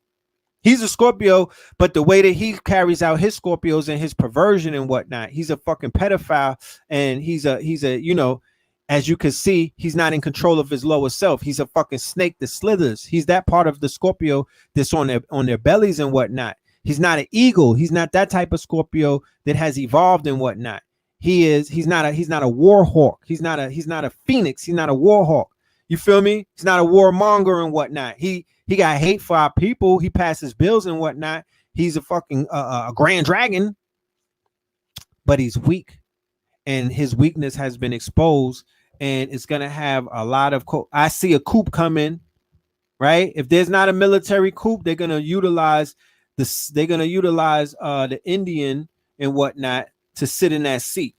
They're gonna move her in the seat and whatnot. especially with things going on with Afghanistan, Pakistan, and India with that foreign policy. You know, they're going to need some allies over there in that area. And, you know, India is definitely on that chessboard and whatnot. They need India on their sides, right? So I could see them elevating her so they could get more favor in Asia, because Asia is looking at America super crazy right now, right? Emergency powers have come a long way since Rome. They have become global and regular. In 1978, approximately 30 countries were in some form of state of emergency. It rose to 70 by 1986. By 1996, 147 countries had mechanisms to declare states of emergency. These are just states of emergency, and the actual provision and use of emergency powers is even broader. Remember when Trump declared the state of emergency March 13th, Friday the 13th, 2020, right? That started this whole shit that we're in right now, when he declared the emergency, and then he got emergency powers, right? He got emergency powers. They declared the state of emergency in Haiti, right? And right after that, what happened? After they killed the president, they declared the state of emergency, and then the jab came, right? They got the jab. They got a huge supply of jabs, right? Right? And then when the earthquake hit, they declared another state of emergency. And I just saw a video with planes full of white people going over there to quote unquote pillage that shit. They're not going to help nobody. They're not going to help nobody. Why Jesse Wu, right? Why didn't Jesse Wu and the rest of the Haitians not get on the plane? Why did the Zoes and whatnot from Miami? Why didn't Fat Joe? Where's the planes? Why is not, you know, why they not flying jets over there? You know what I mean? Why is not him 500 and these other people flying jets to Haiti to feed these people? You got plane full of white people going over there to do what? Oh, we're gonna go help the babies, right? We're gonna go help the baby. The same way that you see in Afghanistan, where they're handing babies, right, to the army. The Afghanistan people is handing their babies to the army behind barbed wires. What are they doing with those babies? What you think they finna do with those babies? What they finna do with them babies? Okay. So where's the rappers at? You know what I mean? Niggas, you could rent a jet. Where's the rappers at? They flying private everywhere. Everybody hopping off a jet. So why they not taking planes over there to feed them people? Because you know we don't trust the Red Cross. You know we don't trust nobody. Haiti is right there. But no, once again, you leave it into the hands of Europeans to, you know, the NGOs, Christians and whatnot. You know, pedophiles over there, flying over there to get them a nice little, you know, a nice little serpent in a rainbow baby. You know, a magical Negro. Because that's how they see us, especially people from Cuba and Haiti and places where there's magic. Oh, you're a magical Negro. We'll bring you back home, and we'll be able to tap in. You'll be consecrated. We'll be able to do some rituals with you. You know, well, we're gonna do a Roman ritual with you. You know, we're gonna do some Roman rituals, and we're gonna bring you back to Utah, North Dakota. You see the video going viral where the black woman, a young black girl that was adopted. She had an adoptive family of some Europeans and whatnot, some Caucasians. They was in Costco, and then the Costco worker is recording her like, yo, she's something's wrong with her. She's hungry. She's scared. She don't want to be here. Go into places like Montana and all of Utah. You know what I mean? Where a lot of us don't be at. You're going to see all of that. Look at like how Madonna got her children. Charlize Theron got the black babies and whatnot. What are they doing to them? What are they doing to them? They got them like Sideshow Bob and whatnot. What are they doing to them? They not raising them in love. They're exploiting them. Okay? They're buck breaking them. They're exploiting them. They're tapping in on some Typhonian. They're doing rituals with them. Okay? The black people, they're black, especially coming out of Africa. They go to Mali, you know what I mean? Malawi. These people are like carbon batteries. Are you serious? These children are like carbon batteries, and then they're grooming them from little to be golems. They're grooming them from little to grow up and be golems. None of them children are going to be right in their head. Facts. Anyway, do research on this. I want you to do research on this. Don't take none of what I'm reading. This is all researchable. The stalker complex. You know how they have the prison complex industry? The stalker complex industry, right? Facebook, right? Apple, right? These people who are selling your data, these people that are surveilling you. Edward Snowden blew it up. The stalker complex, right? All of these devices that are watching us and whatnot. Truman Show, okay? The stalker complex, right? After 9/11, that shit grew out of control. Now they introduced and rolled out social media. Social media is a part of what comes out of the Patriot Act and the surveillance and the invasion of your rights and all of that shit, because they've been taking your privacy away every time that you download an app, every time that you agree and whatnot. You're giving up more rights. Your data is worth more than oil right now, right? It wasn't like that before 9/11. The stalker complex. There is one network of powerful agencies that particularly benefit from emergency powers. They include the big tech companies engaged in what Shoshana Zuboff, right? I seen a video from her. Go and look her up. Shoshana Zuboff, right? She gives it up. She got some TED Talks and whatnot where she talks about surveillance capitalism, right? Surveillance capitalism.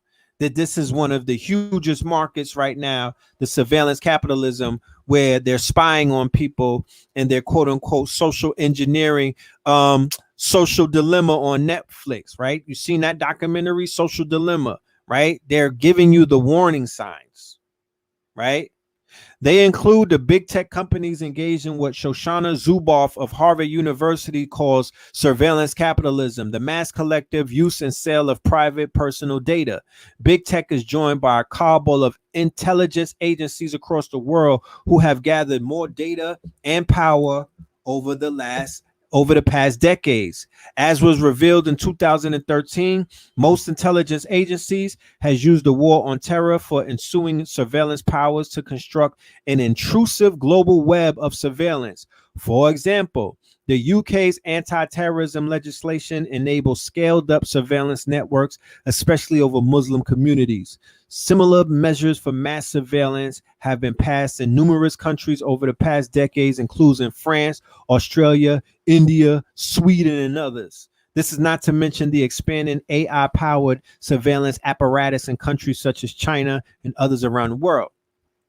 Together, these two networks form what I call the stalker complex. It is a grouping that benefits through profit and control from the use of emergency powers and response for surveillance, such as anti-terrorism surveillance measures post 9/11 or new widespread tracking and monitoring capabilities using GPS or Bluetooth during COVID.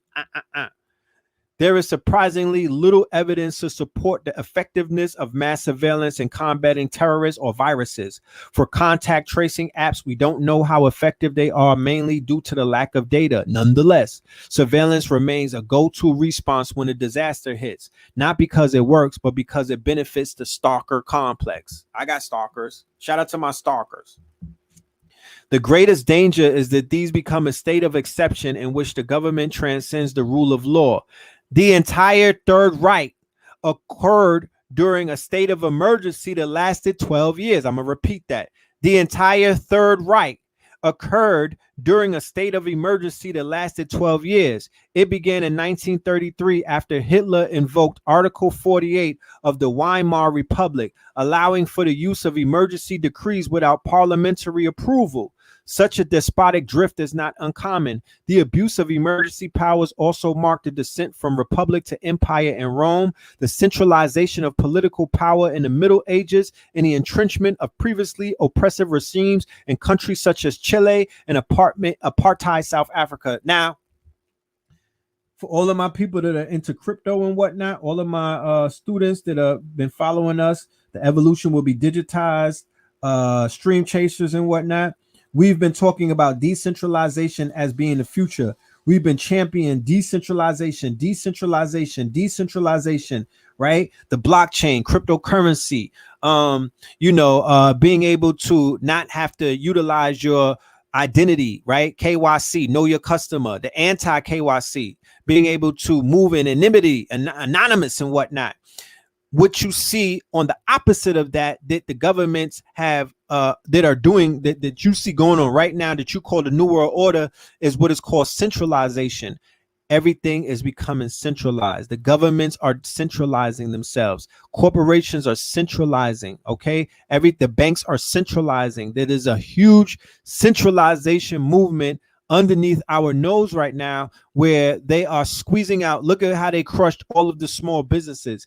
Look how they crushed all of the quote unquote, when they had the trade wars with China and the motherfucking shipments wasn't coming over in time. And then the pandemic happened and whatnot. And then they really started squeezing out businesses with the lockdown and whatnot. And then the PPP loans, niggas was scamming and frauding that and whatnot. So other businesses that really needed it wasn't getting it and whatnot. And then the quote unquote, the rent moratorium and whatnot. You know what I mean? And all of these foreclosures and all of this shit that's going on, right?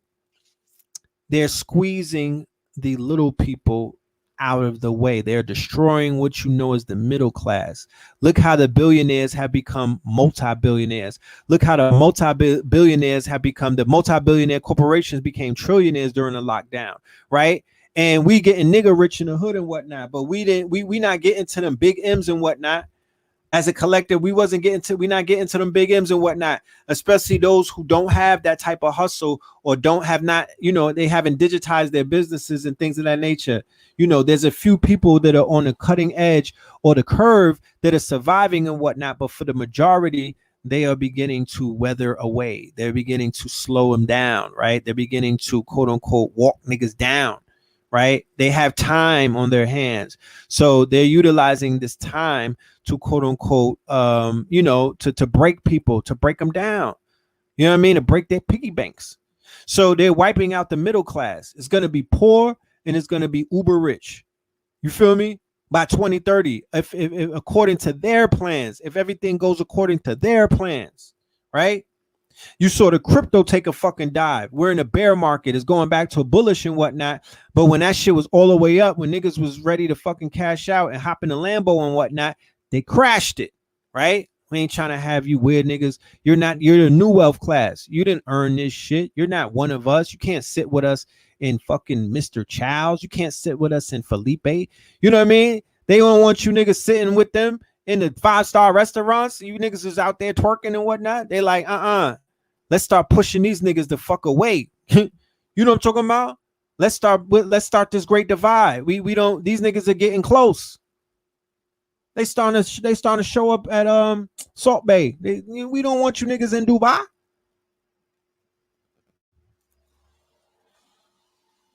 So there's a power grab going on right now. Right? There's a power grab. Right? There's something called elite panic. Right? While mass panic may be a myth, there does appear to be a phenomenon of elite panic. This includes elites overreacting to their own fear of panic. Think of sending in troops to post-disaster areas, causing panic for political reasons, such as post-9/11 war on terror, or simply panicking on their own. I call it white fragility, right? White fragility. The irony is that the stomp reflex enables elite panic and suffocates the self-organizing abilities of society. This is apparent in the case of COVID-19. The world lost crucial days and weeks to response due to China's initial efforts to suppress information about the pandemic outbreak. Indeed, China is the perfect case of how surveillance and censorship actually prevents governments from hearing and acting on public information. It is a trade-off of resilience for control. Okay. So the country rating changes, right? 13 countries have changed their ratings. 11 countries have been downgraded and 2 have been upgraded. So America, USA have been downgraded. Niger, Iraq, Guinea, Ecuador, Costa Rica, Chile, Philippines, and America, USA. The upgrades was in the Sudan and the DRC, my nigga. They won't tell you that. A growing number of people are living in closed, repressed, and obstructed countries. Downgraded countries include USA, Philippines, Guinea, Slovenia, and Iraq. Top violations include detention of protesters, censorships, and attacks on journalists, right? Freedoms of speech, association, and peaceful assembly deteriorated during COVID, right? Look at what they're doing with the quote unquote misinformation dozen. Look at how they carried Riza Islam and all of the other people, Phil Valentine, and things of that nature. Now I have to say something too. There's a white Phil Valentine. Do you know that there's a European conservative right-wing Phil Valentine who just died yesterday? Or no, he died on Saturday. It's a European Phil Valentine, right? A European Phil Valentine. I must say that. I got to put that out there. And that goes back to what I'm saying about the 20-year window.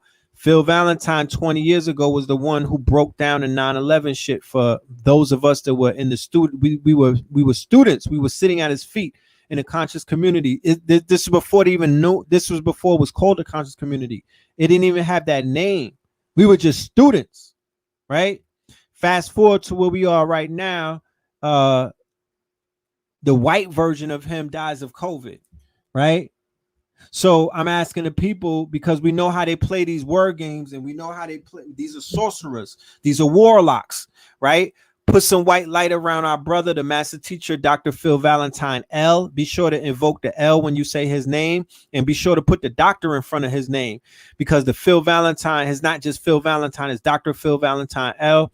Make sure to put some white light around him. Put up some prayers for him, light a candle for him, and let's protect him and whatnot, because I don't trust these people. Right? So Edward Snowden blew up about the U.S. spy program. He talked about the U.S. spy agency collecting phone records. He blew the whistle. He's a whistleblower. Pause. Right? He gave people the heads up as to what they were doing with the information. This was way before where we find ourselves right now. Right? A surveillance program known as PRISM. Okay. So look at where we at with the Apple phones. Alarm bells go off as Apple announces mandatory software to scan users' phones, send any potentially incriminating evidence to outsiders.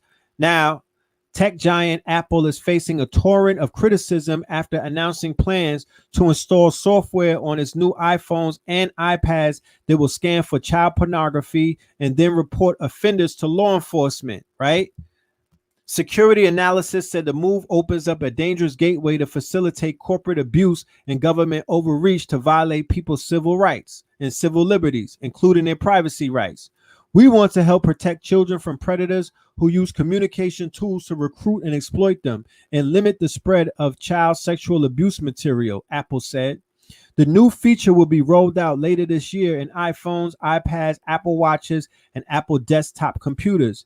In addition to giving parents more oversight of their children's electronic devices, Apple will be able to analyze image attachments to determine if a photo is sexually explicit.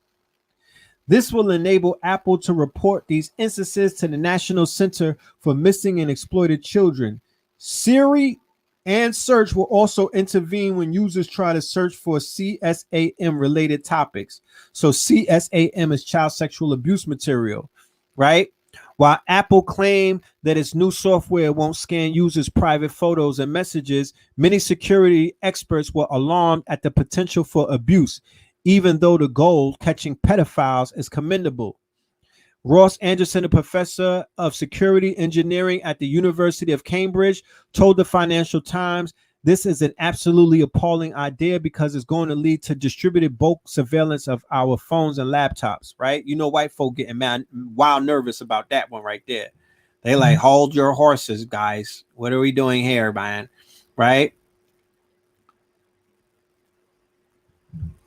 While the new software is designed to catch child sex abuse, it could easily be adapted to spy on private citizens for other purposes, right? So you know that's a Trojan horse. You don't have to be a rocket scientist to know that that's a Trojan horse.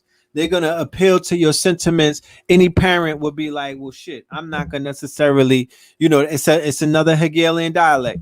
I'm not going to say no, You know what I mean? I'm not going to say we don't need that, but we already know it's a Trojan horse. Once they get in, once they're able to get in, of course, they're going to be spying on people for other things. Of course, they're going to be spying on people for, they're going to have access to all of your pictures, and they're just going to have AI. They're going to have programs, machine learning and whatnot, taking more of your data, learning more about your private life. You know what I'm talking about? And all kind of shit. These tools will allow Apple to scan your iPhone photos for photos that match a specific perceptual hash and report them to Apple servers if too many appear. These tools will allow Apple to scan your iPhone photos.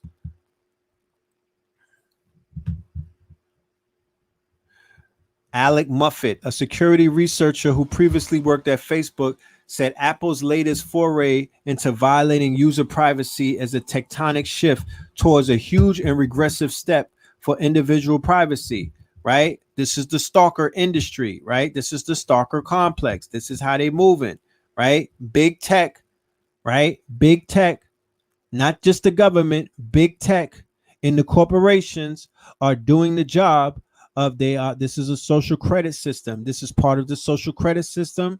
They're going to be able to censor. They're going to be able to ban. They're going to be able to peep into your privacy.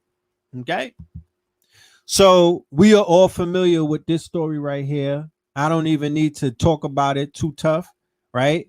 We are all familiar. This is there's 100 videos about the situation with Brother Polite, who's been accused of pedophilia, right? Who's been accused of sexual misconduct, who's been accused of being a sexual deviant and whatnot, right? So we are familiar with this case, right? So my question is this: why did nobody say nothing about this case, right?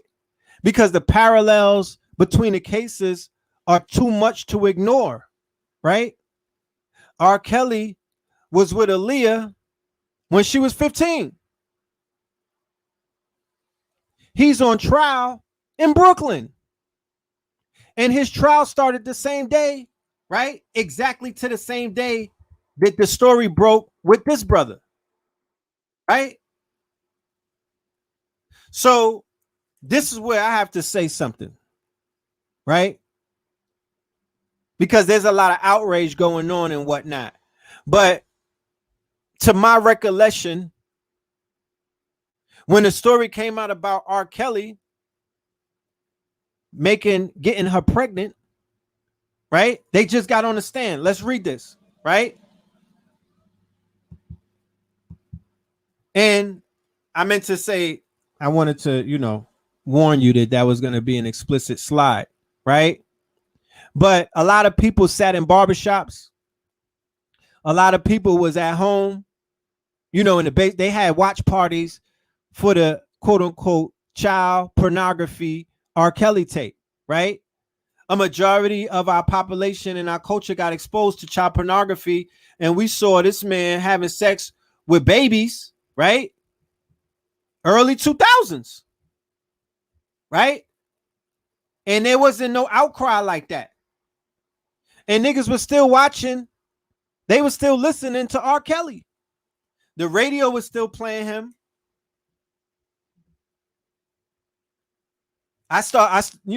Dudes was driving in their Cadillacs. They were still listening to him. You understand? He didn't get that type of outcry. People was like, man, that tape was fire. Right? And here it goes. That was that child pornography. Right? And another thing with those phones. So let's say that somebody, was on their Apple iPhone and they happened to watch the R. Kelly tape. The story that I just read you about Apple being able to scan your phone for child pornography, nigga, your ass is going to jail. If you got that in your cookies, you know what I'm talking about? Even if you go on places like Pornhub and other sites and whatnot, those cookies that get collected in your phone. Remember, they had a scandal with Pornhub because they had underage girls. They were doing pedophilia, right? They had underage girls.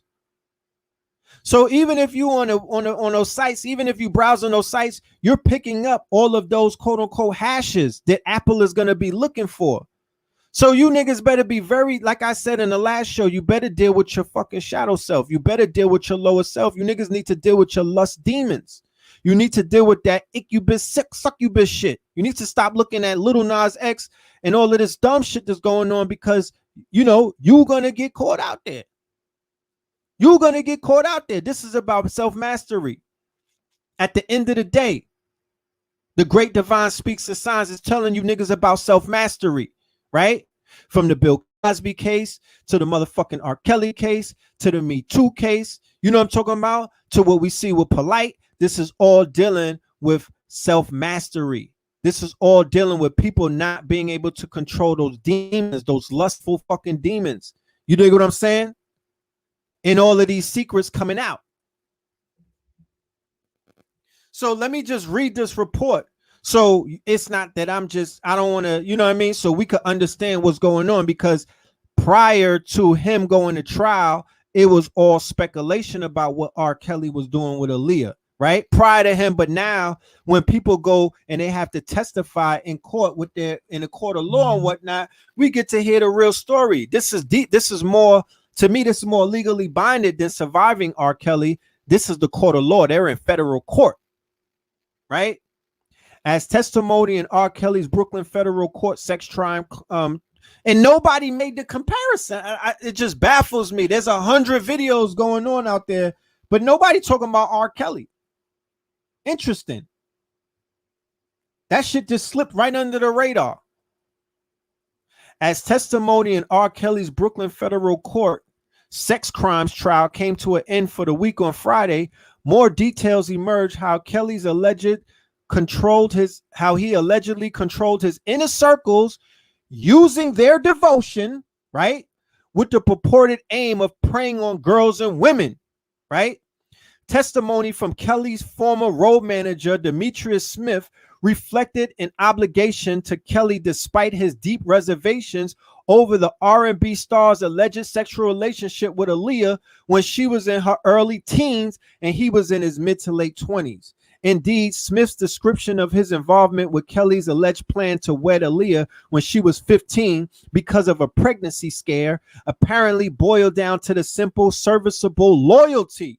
So they're showing you in this case that people around perverts and pedophilics, their loyalty, the fact that they're dick riders, right? The loyalty that they have to the bag, the loyalty that they have to their bosses, the loyalty that they have to the quote unquote persona and image, and the fact that they worship these people and whatnot, the fact that they just want to be down and whatnot, they're willing to look the other way, right? It's the celebrity shit, the shit that you see in Hollywood all the fucking time, the shit that you see in the churches all the fucking time. People see something but don't say nothing. Why? Because your life is not worth the person that's taking your motherfucking virginity. Your life is not worth, your life is lesser than the person that's abusing and molesting you. And people will fucking turn the other cheek and be like, man, I just want to get a free shirt. I want to get a free CD. I want to get a free ticket. You know what I'm talking about? I want to ride in the Maybach. So I'm not going to say nothing. You know what I mean? I'm going to let this shit fly. And throughout, and it's not isolated. But this case right here is a great fucking teaching lesson to show you that you can't trust none of these niggas, right? You cannot trust, because remember, allegedly, right? The parents was giving these children to this man. Allegedly. Handing them over.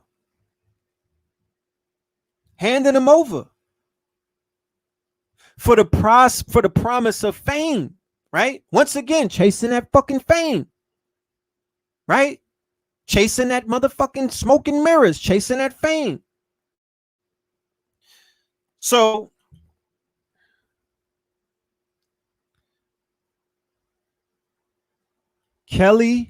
R. Kelly asked Smith, right? His aide, what side was he on? Smith recalled. He chose Kelly's side. whatever concerns he had subsumed by this notion of siding. Where do we see this recently where people are taking sides and the perpetrator's like, whose side you on? Niggas is like, I'm on your side. Smith didn't just go along with it. He was an active participant. Smith's continued commitment to Kelly was apparent in court. He said, I don't want to be here, period. Smith said when it was time for him to take the witness stand. Smith was subpoenaed to testify because he said he would take the fifth over concerns of self-incrimination. Smith was granted immunity from prosecution, except from crimes such as obstruction of justice, witness intimidation, and perjury. He previously spoke in Lifetime docuseries Surviving R. Kelly. You're in good company. A lot of people don't, Judge Ann Donnelly said. The bottom line is you have to testify. I didn't do anything to be prosecuted for, so why would I testify, period, said Smith, whose behavior ranged from combative to somewhat taunting during his time in court. Smith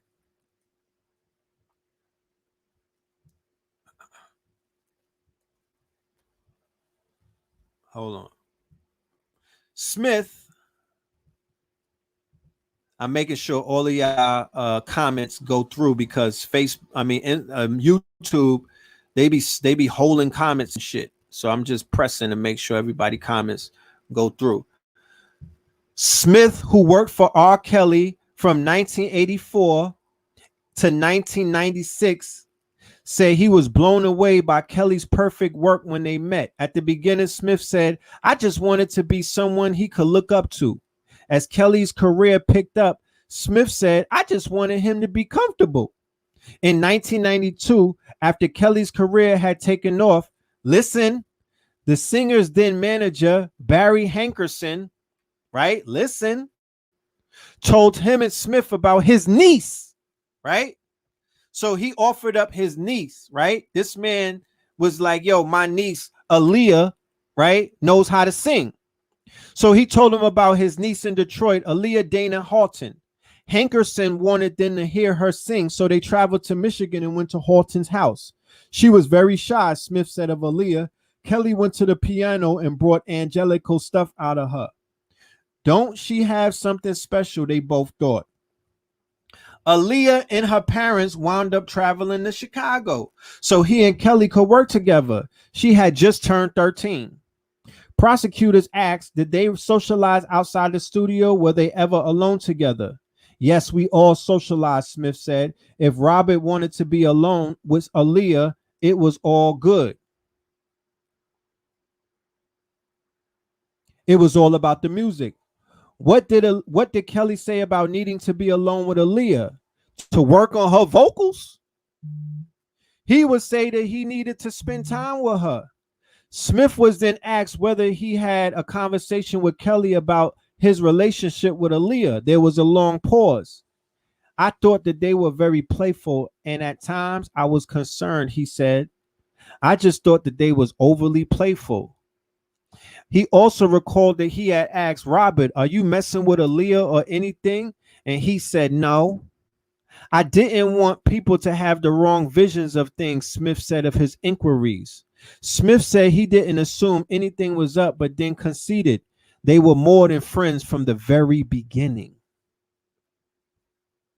They were more than friends from the very beginning. Kelly's involvement with Aaliyah took an even more disturbing tour when he was on tour in 1994. Shortly before Kelly was to perform one night, he remarked that Aaliyah was in trouble. After the show, they headed to the airport and boarded a plane to Chicago. Smith described Kelly's demeanor as quiet. I think she's pregnant, Smith recalls Kelly saying. Kelly said that one of his confidants was making arrangements for him to marry Aaliyah to protect himself and to protect Aaliyah, right?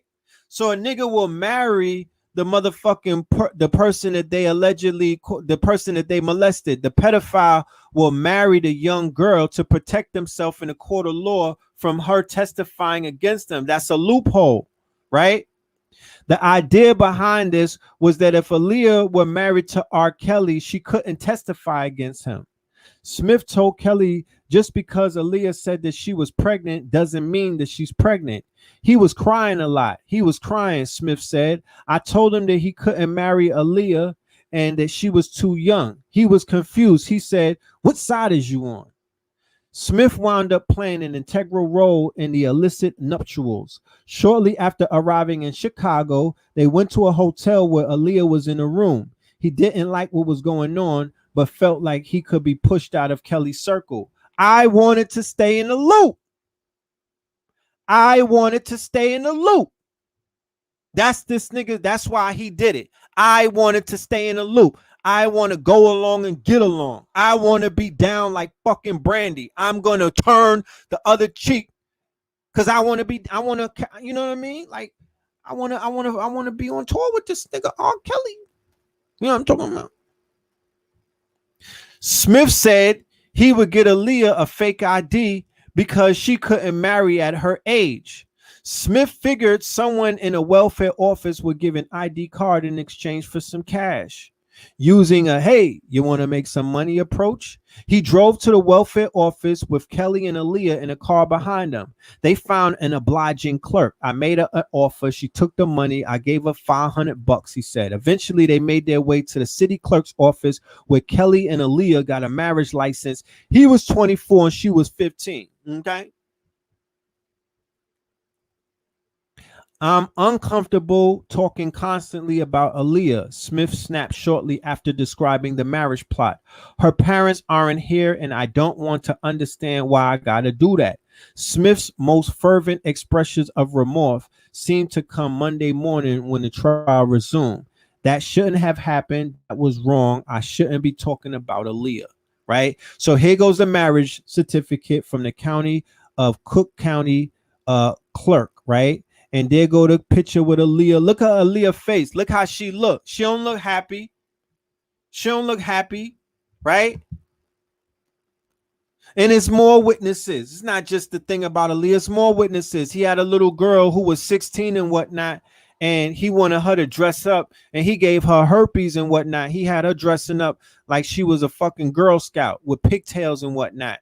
And he had to call her daddy. She couldn't go to the bathroom without his permission. You know, we saw that in the goddamn documentary and whatnot. Feel me? And he gave her herpes and whatnot. You know what I'm talking about? So that's just showing you, right? Like I said, Aaliyah 20 years ago, right? Aaliyah 20 years ago before 9/11, right? She's back in the news. They just put her album on streaming services, 1 in a million, right? Let me see. Did I pull her? Look, age ain't nothing but a number, right? Remember everybody was down with that? Niggas was singing that. Age ain't nothing but a number, right? Age ain't nothing but a number. That was the mantra in the hood, right? That was the mantra in the hood. It's an egregor, right? It's a virus. It's like herpes in a culture, right? It helped perpetuate molestation. It helped perpetuate pedophilia. It helped perpetuate these old ass niggas smelling like Old Spice, picking up little girls from bus stations. You feel me? It helped perpetuate these little girls in these strip clubs and whatnot with these fake IDs, and they not even fully blossomed and whatnot, and you niggas is throwing dollars on them. It helped perpetuate babies on OnlyFans. That's what it did. Along with a whole bunch of other shit. Right? So Biggie and Pac is back in the news, right? Those are the first quote unquote tower. Those were the first towers in hip hop to fall. Those were the hip hop twin towers, right? This nigga right here is on Vlad TV talking about who killed both of them, right? He done came on Vlad TV and solved both of the murders in the past few days, right? He just, we know when it comes to Tupac, he got killed by a Crip and whatnot, or Orlando Bloom, right? Baby Crip or whatever his name was. We know that's known now. But now he outed Poochie, right? Now he gave the name of Biggie's killer, who's a Blood, right? So a Blood killed Biggie and a Crip killed Tupac. How ironic, right? So that I'm just showing you how the ancestors bring shit back. Now their stories are back in the quote unquote frontal lobe of people. It's in the conversation. It's in people's minds. They just had a concert in New York where they just did an outdoor Biggie concert and whatnot. Right. But he's bringing the Biggie shit out. You know what I mean? Biggie's back in the news. Tupac's back in the news. You feel me? So yeah, that's it for right now.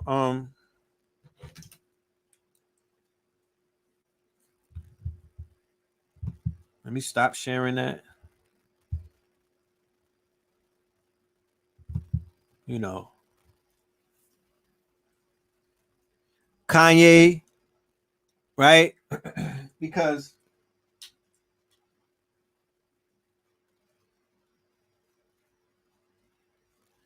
when it comes to the hip hop shit, like I said, hip hop is like a divination system. When it comes to the hip hop, you had the two Twin Towers, right? In 97 and 96. Then you had the 2001 Twin Towers with quote unquote Jay-Z and Nas. Nas just put out an album, King's Disease 2, right? Nas is in the news.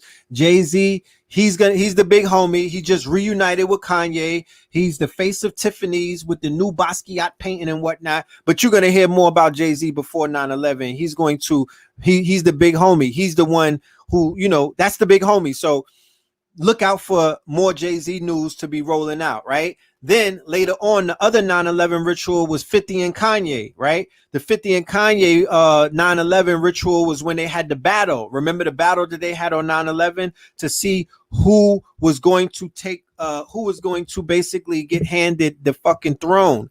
Kanye beat him. After Kanye beat 50 Cent, the whole music industry changed. After Kanye beat 50 Cent, Kanye was the more meek type of artist. Kanye was the more artist. He was wearing pink polos, right? He was not alpha energy, right? He was more of a beta energy, right? He was more about flashiness. He was more about, he was standing behind the LBGT. Remember the interview that he had with Sway on MTV, where he basically got behind the LBG community. And at that time, that was unheard of and whatnot. Then you see Kid Cudi come out. Then you see Pharrell and them coming out. Then you see all of these students, all of these offsprings, all of these spinoffs and whatnot of the Kanye energy. They begin to take over the internet. Niggas skateboarding and you never seen no shit like that. That shit was thugged out before that.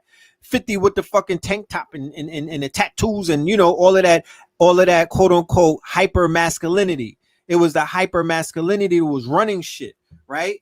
When Kanye beat him, when they had that 9/11 battle, when they was on a cover of Rolling Stone and Kanye defeated him, he changed the trajectory of the industry. Even Jay-Z began to soften up and become more of a fucking blurred and whatnot during that time. Even Jay-Z became a little more less aggressive and whatnot. That aggressive shit, aggressive hip hop, that boom bap shit that you saw the Locks at Madison Square Garden champion and whatnot, that died that day with 50. Right? But just to show you, 50 and Kanye, once again, back in the news. Kanye and Drake is beefing. Kanye's album is rolling out. Drake is about to come out and whatnot. You know what I mean? Relevancy. I'm talking about relevancy, right? The fact that there's a 20-year window and these artists are still relevant and because consciousness about what you see. What you see is what you give power to. What's in front of you, these artists and these stars are fighting for your attention. This is the attention economy. They could be dead. They could be in the wings. They could have fallen off. Nobody could be talking about none of them. It's of no coincidence leading up to 9/11, all of these actors and these characters are on the stage and they're quote unquote in play. They're in play. This is theater. This is a play. This is a global galactical stage. Stars that are in the sky, the same type of think about stars in the sky. That's the same type of stars that you see with these artists. Multiple millions of followers. People look at them like fucking Jay-Z could walk in a room and a politician could walk in a room. And niggas will give it up to Jay-Z, Kanye, and Drake, and 50 Cent. They'll run up to them and they'll look up to them and they'll hand their daughter over to them. before they do anything with any of these politicians or these quote unquote other people of prestige. You know what I mean? The artists run shit. They have a lot of sway and a lot of power and whatnot. That's what I'm saying. You know, Jay is still riding on Christ's energy, but of course, he's an artist that is evolving. He's a quote unquote star that is evolving. Either he's gonna burn out or he's gonna go supernova and whatnot. But he's still writing his quote unquote iconic legacy as he moves through the constellations, right? All of these people are vying for immortality. What is immortality? Immortality is what Aaliyah has accomplished. Immortality is what Tupac has accomplished. Immortality is what Nipsey has accomplished. The Ascension Protocol, the fact that these people are deified, right? These facts that these people are deified. Who's cloned? Kanye's clone? The fact that these people are deified, right? Statues will be made in their names. You know what I'm talking about? 100 years from now, they will still be spoken of the same way that we speak about Dizzy Gillespie and Billie Holiday. You know what I mean? You know, and artists from back in those days who are iconic and whatnot. You dig what I'm saying? Icons, living gods, right? They stay in your mind. You'll never forget about them. Their music is timeless. Their music will become timeless and whatnot. You feel me? Their music will become timeless. You know, that's why they're trying. That's why R. Kelly's whole legacy is at stake and whatnot. They want to destroy it. Look how they destroyed Bill Cosby's whole legacy. He was an icon, right? So yes, 50 Cent with the whole BMF shit. 50 Cent is a TV executive now. He's not even considered to be a rapper. He was able to survive whatever took place with him and Kanye and whatnot. So he's still iconic. He's behind Power. He's behind BMF. He recreated, redesigned, and reinvented himself. But he took that ass whooping in that motherfucking battle with the music, and he never made a hot album after that. You know what I'm talking about? It was over. It was over. It was over. So, real quick, I'm doing too much, but I had promised y'all something, and I'm gonna stick with that. I'll just show you a real quick clip. So if anybody wants to tap into Winning Rome, like I said, what I was building on earlier, that's the epilogue to this lecture that I did that was 5 hours, right? It would make more sense when you watch this lecture, okay? This came up in the Americas when they snatched that gold up. And then they brought those indigenous back to Europe. So this was the presentation. And Benedict, right? 5.5 hours, $33, right? Doing like a Roman. And let's and their descendants, there is still no accountability. The fact is that the independent assessment process and the class action law. This is in Canada, where they found all of those mass graves, right, with the Roman Catholic Church. I know y'all heard that story about the Queen. She has a warrant because she came to Canada and took 15 children to a picnic and never brought them back, right? So they got mass graves where all of these children are buried and whatnot. They were doing mass rituals. That's why after 20 years, Taliban was able to seize Afghanistan. It's my man, Punjabi. The question is whether... It's my guy right there. On August 15th, Taliban civilization who believe in democracy, for them, Taliban is a nightmare. For those... That's why I was saying how many keep cutting into my guy, Punjabi, doing great. But white supremacy, even the word white supremacy, white nationalism, everything that Trump planted in those years in office is going to fester in the next 20 years. He planted a seed, make America great again. He planted an idea and a concept with the MAGA movement. It's not. Oh, hold on. Let me. Ordinary citizen to a Talibani Here's when he breaks it down about the ideology. Punjabi went in. Afghanistan is a graveyard for empires, right? Afghanistan is a graveyard for empires. And America is no different than everybody else that fell fucking with Afghanistan. They'll put, this is a highly spiritual place. You know what I mean? They used to be heavy with the Sufis and whatnot. Highly spiritual, very mystical place. The motherfuckers done put some juju on niggas. I promise you. Okay? So we're gonna watch a video, right? They killed a sitting president, right? Back in when they took power the first time. That's the old president. He was a communist. They dragged that nigga out and hung him and his brother and killed them, right? We're gonna watch a video because we all like videos, and we're gonna get into. On August 15th, Taliban gained control of the. I'm gonna give you a crash course. Not me, my dude, my Punjabi homie. We're gonna give you a crash course. It's 12 minutes, right? But this is going to explain a geopolitical situation that, to be honest with you, I did not understand the situation for 20 years because of the propaganda of American media and all of the fuckery that goes on that they be playing and whatnot.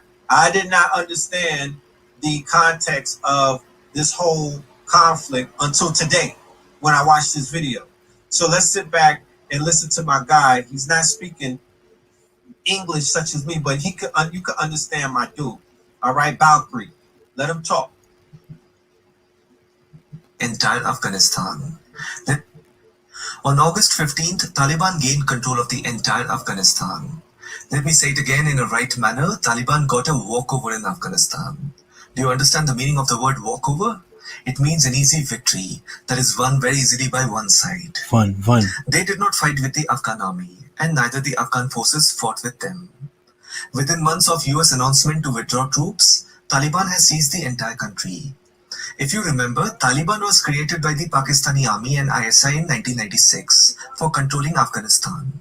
Afghanistan was under control of the Taliban from 1996 to 2001, and then 9/11 happened. After that, United States declared war on terrorism, and they invaded Afghanistan. That is how Taliban as a group became weak. And now when the United States has left, Taliban as a group has become more stronger.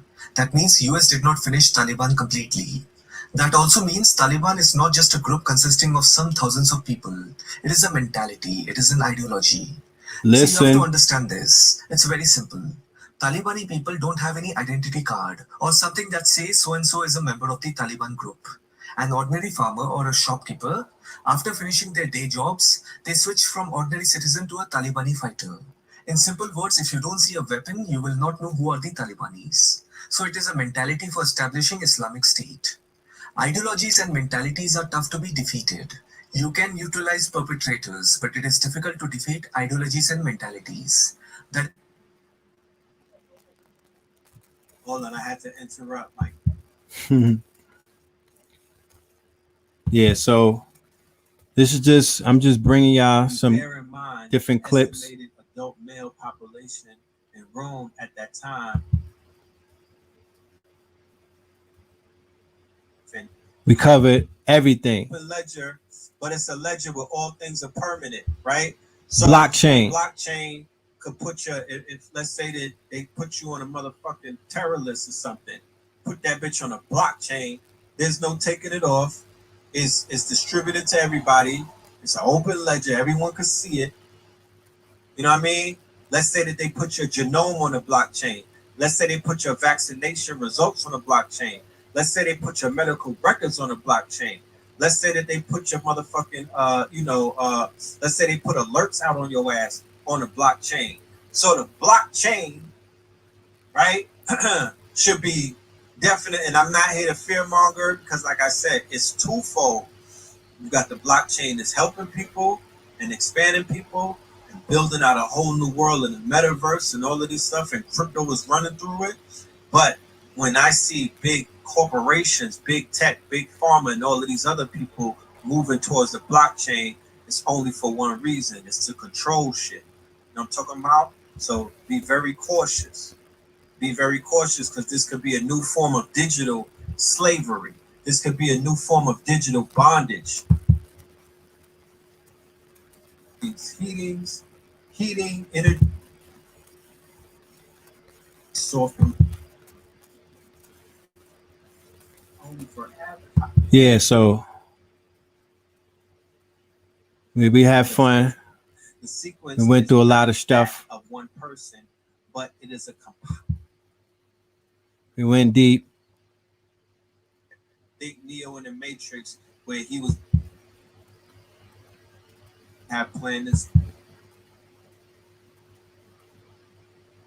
You know, the average public don't have this information, and they're not. Let me go backwards. This is their plan, right? This is their plan. Agenda 2030. If you see the thing in the middle with the eye, Agenda 2030 is their plan. Yeah, so that's we're in 2021, right? So they're pushing the 5G. They have all of their 2025. They have the shit adapted in multiple regions and whatnot. They're looking at 2030. We're in 2021, so 9 years from now, they have a 9-year plan to roll out all of the things. This little fucking devil right here, don't trust her. Don't listen to her. Don't have your children fake worshiping her either. Right? So they're working on a 9-year plan. Okay? And this is year one. Year 0 was 2020. We're working on year 1. Brace yourself, fool. Taliban. They don't have no more power. They don't have no fucking say. They can't.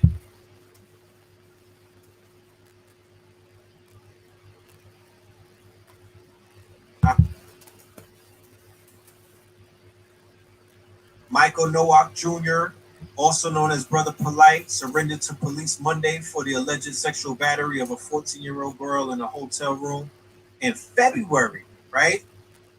You would think that he would say something about it. You would think that he would get ahead of the story, and you would think that he would basically, you know, fall on his sword before fucking Tasha K gets to do it to him. Yeah, so that's the When in Rome lecture. It's a classic.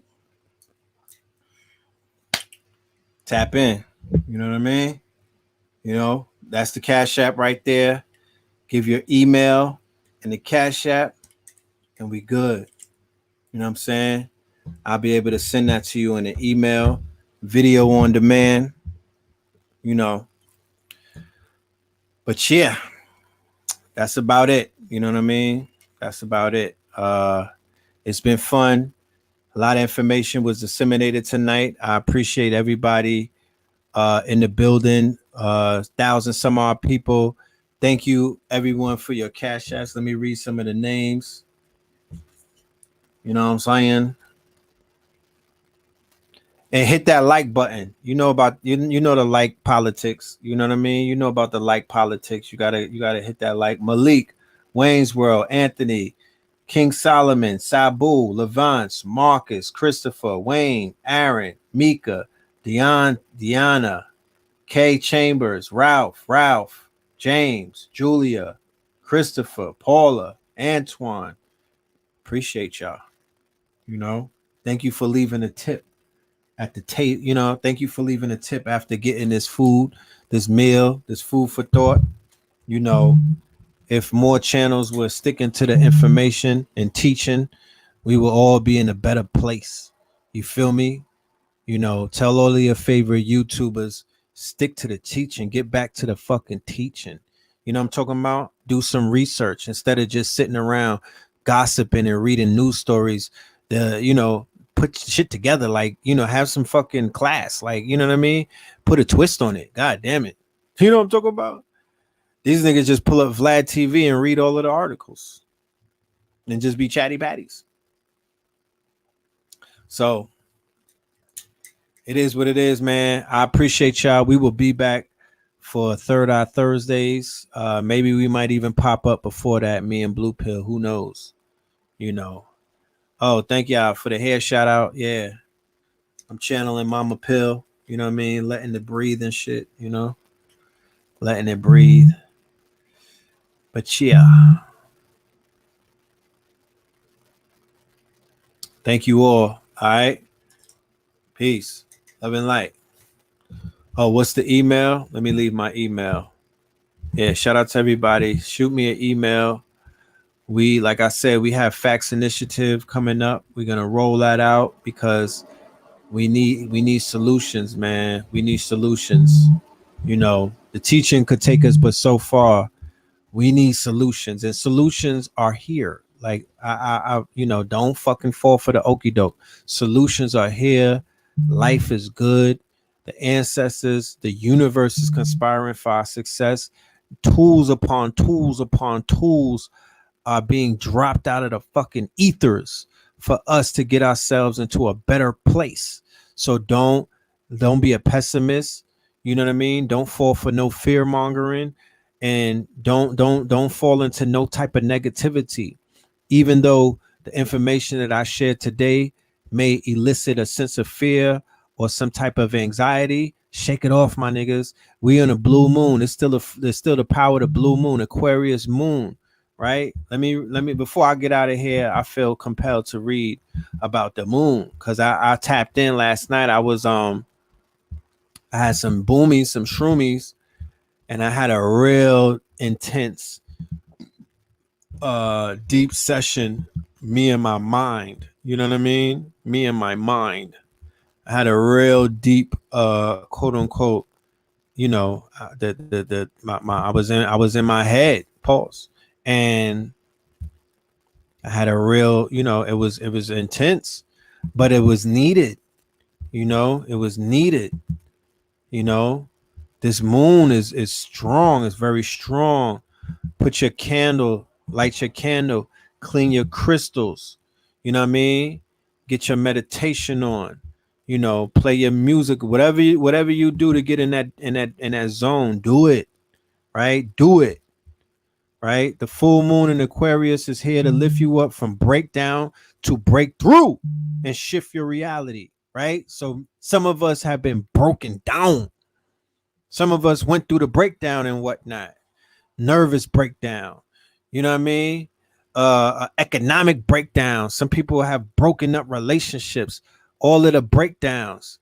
But now it's time for a breakthrough because keep in mind, sometimes you got to hit rock bottom in order to make it back to the motherfucking top. You know what I'm talking about? Don't ever underestimate the power of rock bottom. So the full moon in Aquarius is here to lift you up from breakdown to breakthrough and shift your reality. It's time for a radical upgrade in your thinking and to transform limiting perceptions about yourself. Liberate yourself from patterns and old habits and set yourself free, right? Invite back your powers. Some of us powers have been fleeting from us. We gave it away. We put it down and whatnot. And sometimes we tuck that shit, put it in a folder. Invite back your powers. Bring your energy and frequency back to neutral within yourself and reclaim your power. You know what I mean? Reclaim that shit. It's yours, right? Tonight, take a blue, golden, or white candle. Inscribe the symbol of Jupiter on it. Make a list of things that you want to accomplish or attract in your life. Fold it while still looking at the paper and put one hair from your head in it. Put the candle on the paper and light it up, calling the divine forces to help you. Let it burn while you think of your new life, right? So I'm a Scorpio. These are the full moon affirmations. I am confident in myself and what I know to be true, right? I know that we gonna make it. We gonna make it. Full moon, double full moon. Full moon in Aquarius urges us to find emotional freedom. The air element Aquarius has ruled over us for 2 months, now motivating everyone to create their own flow while overcoming obstacles in life. Now, as the second of the 2 Aquarius full moon arrives, this feeling will become stronger. A time to feel free and flowing and in your own element. Listen to your spirit and follow your heart. Expect miracles of self-awareness and motivation to make your soul satisfied. Right on. You know what I'm talking about? Right on. on August the 22nd, because remember the window is still open. It was the 22nd, but it lasts till the 23rd. We have a special and rare second full moon in Aquarius. Unlike the previous full moon in Aquarius, this one, oh, I just read that. Full moon affirmation. I now release the need for those things in my life that are not serving my highest good. I am not afraid to let go. In their place, I receive love, joy, and abundance. Yeah, you might want to let that R. Kelly go, you bird ass niggas, you. Full moon in Aquarius, the beginning of major positive changes and breakthroughs in love, career, and all levels. As you read this, we're experiencing a very rare event of a second full moon in Aquarius in a row. This moon is called a blue moon because it's the second full moon in the same sign. This double full moon would increase Aquarius's clearing, cleansing, and innovative energies, bringing major internal transformation and soul growth, clarity about other people, important life lessons, and the ability to let go of the past. Suppressed thoughts are revealed. Superficial relationships that no longer service are being replaced with deep, genuine connections. This is the beginning of major positive changes and breakthroughs in love, career, and anything else that we focus on. So keep in mind, focus on the positive. Focus on the power. Don't focus on the negative shit, right? These channels that I see out here, they're following the Gizmo Gremlin, quote unquote, variant aspect. These are variants. They're mutations, right? They're mutations. A lot of these new channels that are popping up like herpes, they're mutations of other toxic channels. Don't fall into that trap, because what you pay attention to, you give power to. Keep in mind, no sorcery when you see it. Stop giving all of the bullshit your attention. What you give attention to, you give power to. Stop watching certain channels. Stop watching certain people. Stop listening to certain people. You're giving them your power. You're making them stronger. This is the gremlins. You know what I'm talking about? You're feeding fucking Gizmo after midnight. You know what I'm talking about? And you're going to learn if you keep letting people, they pulling on your energy to get stronger. Learn to ignore shit, bro. I promise you. Learn to ignore shit. Turn the fucking TV off. Turn the computer off. Turn your phone off. Get into yourselves. What website is that? That's my Instagram, my friend. That's my Grammington. You know what I mean? Phil Moreland, the same name as my Cash App. You can find me on the gram. I'm being shadow banned, so you got to put my whole name in there, and you should be able to find me. But they hiding your boy. They got me in the fucking they got me in the Ghostbusters box. You know? So I'm out. All right. It's been fun. I appreciate every single one of y'all. All right. Stay focused, and we'll link up on Thursday night, Third Eye Thursday. You dig? And go get that win in Rome. You know what I'm talking about? Go get that win in Rome. It's lit.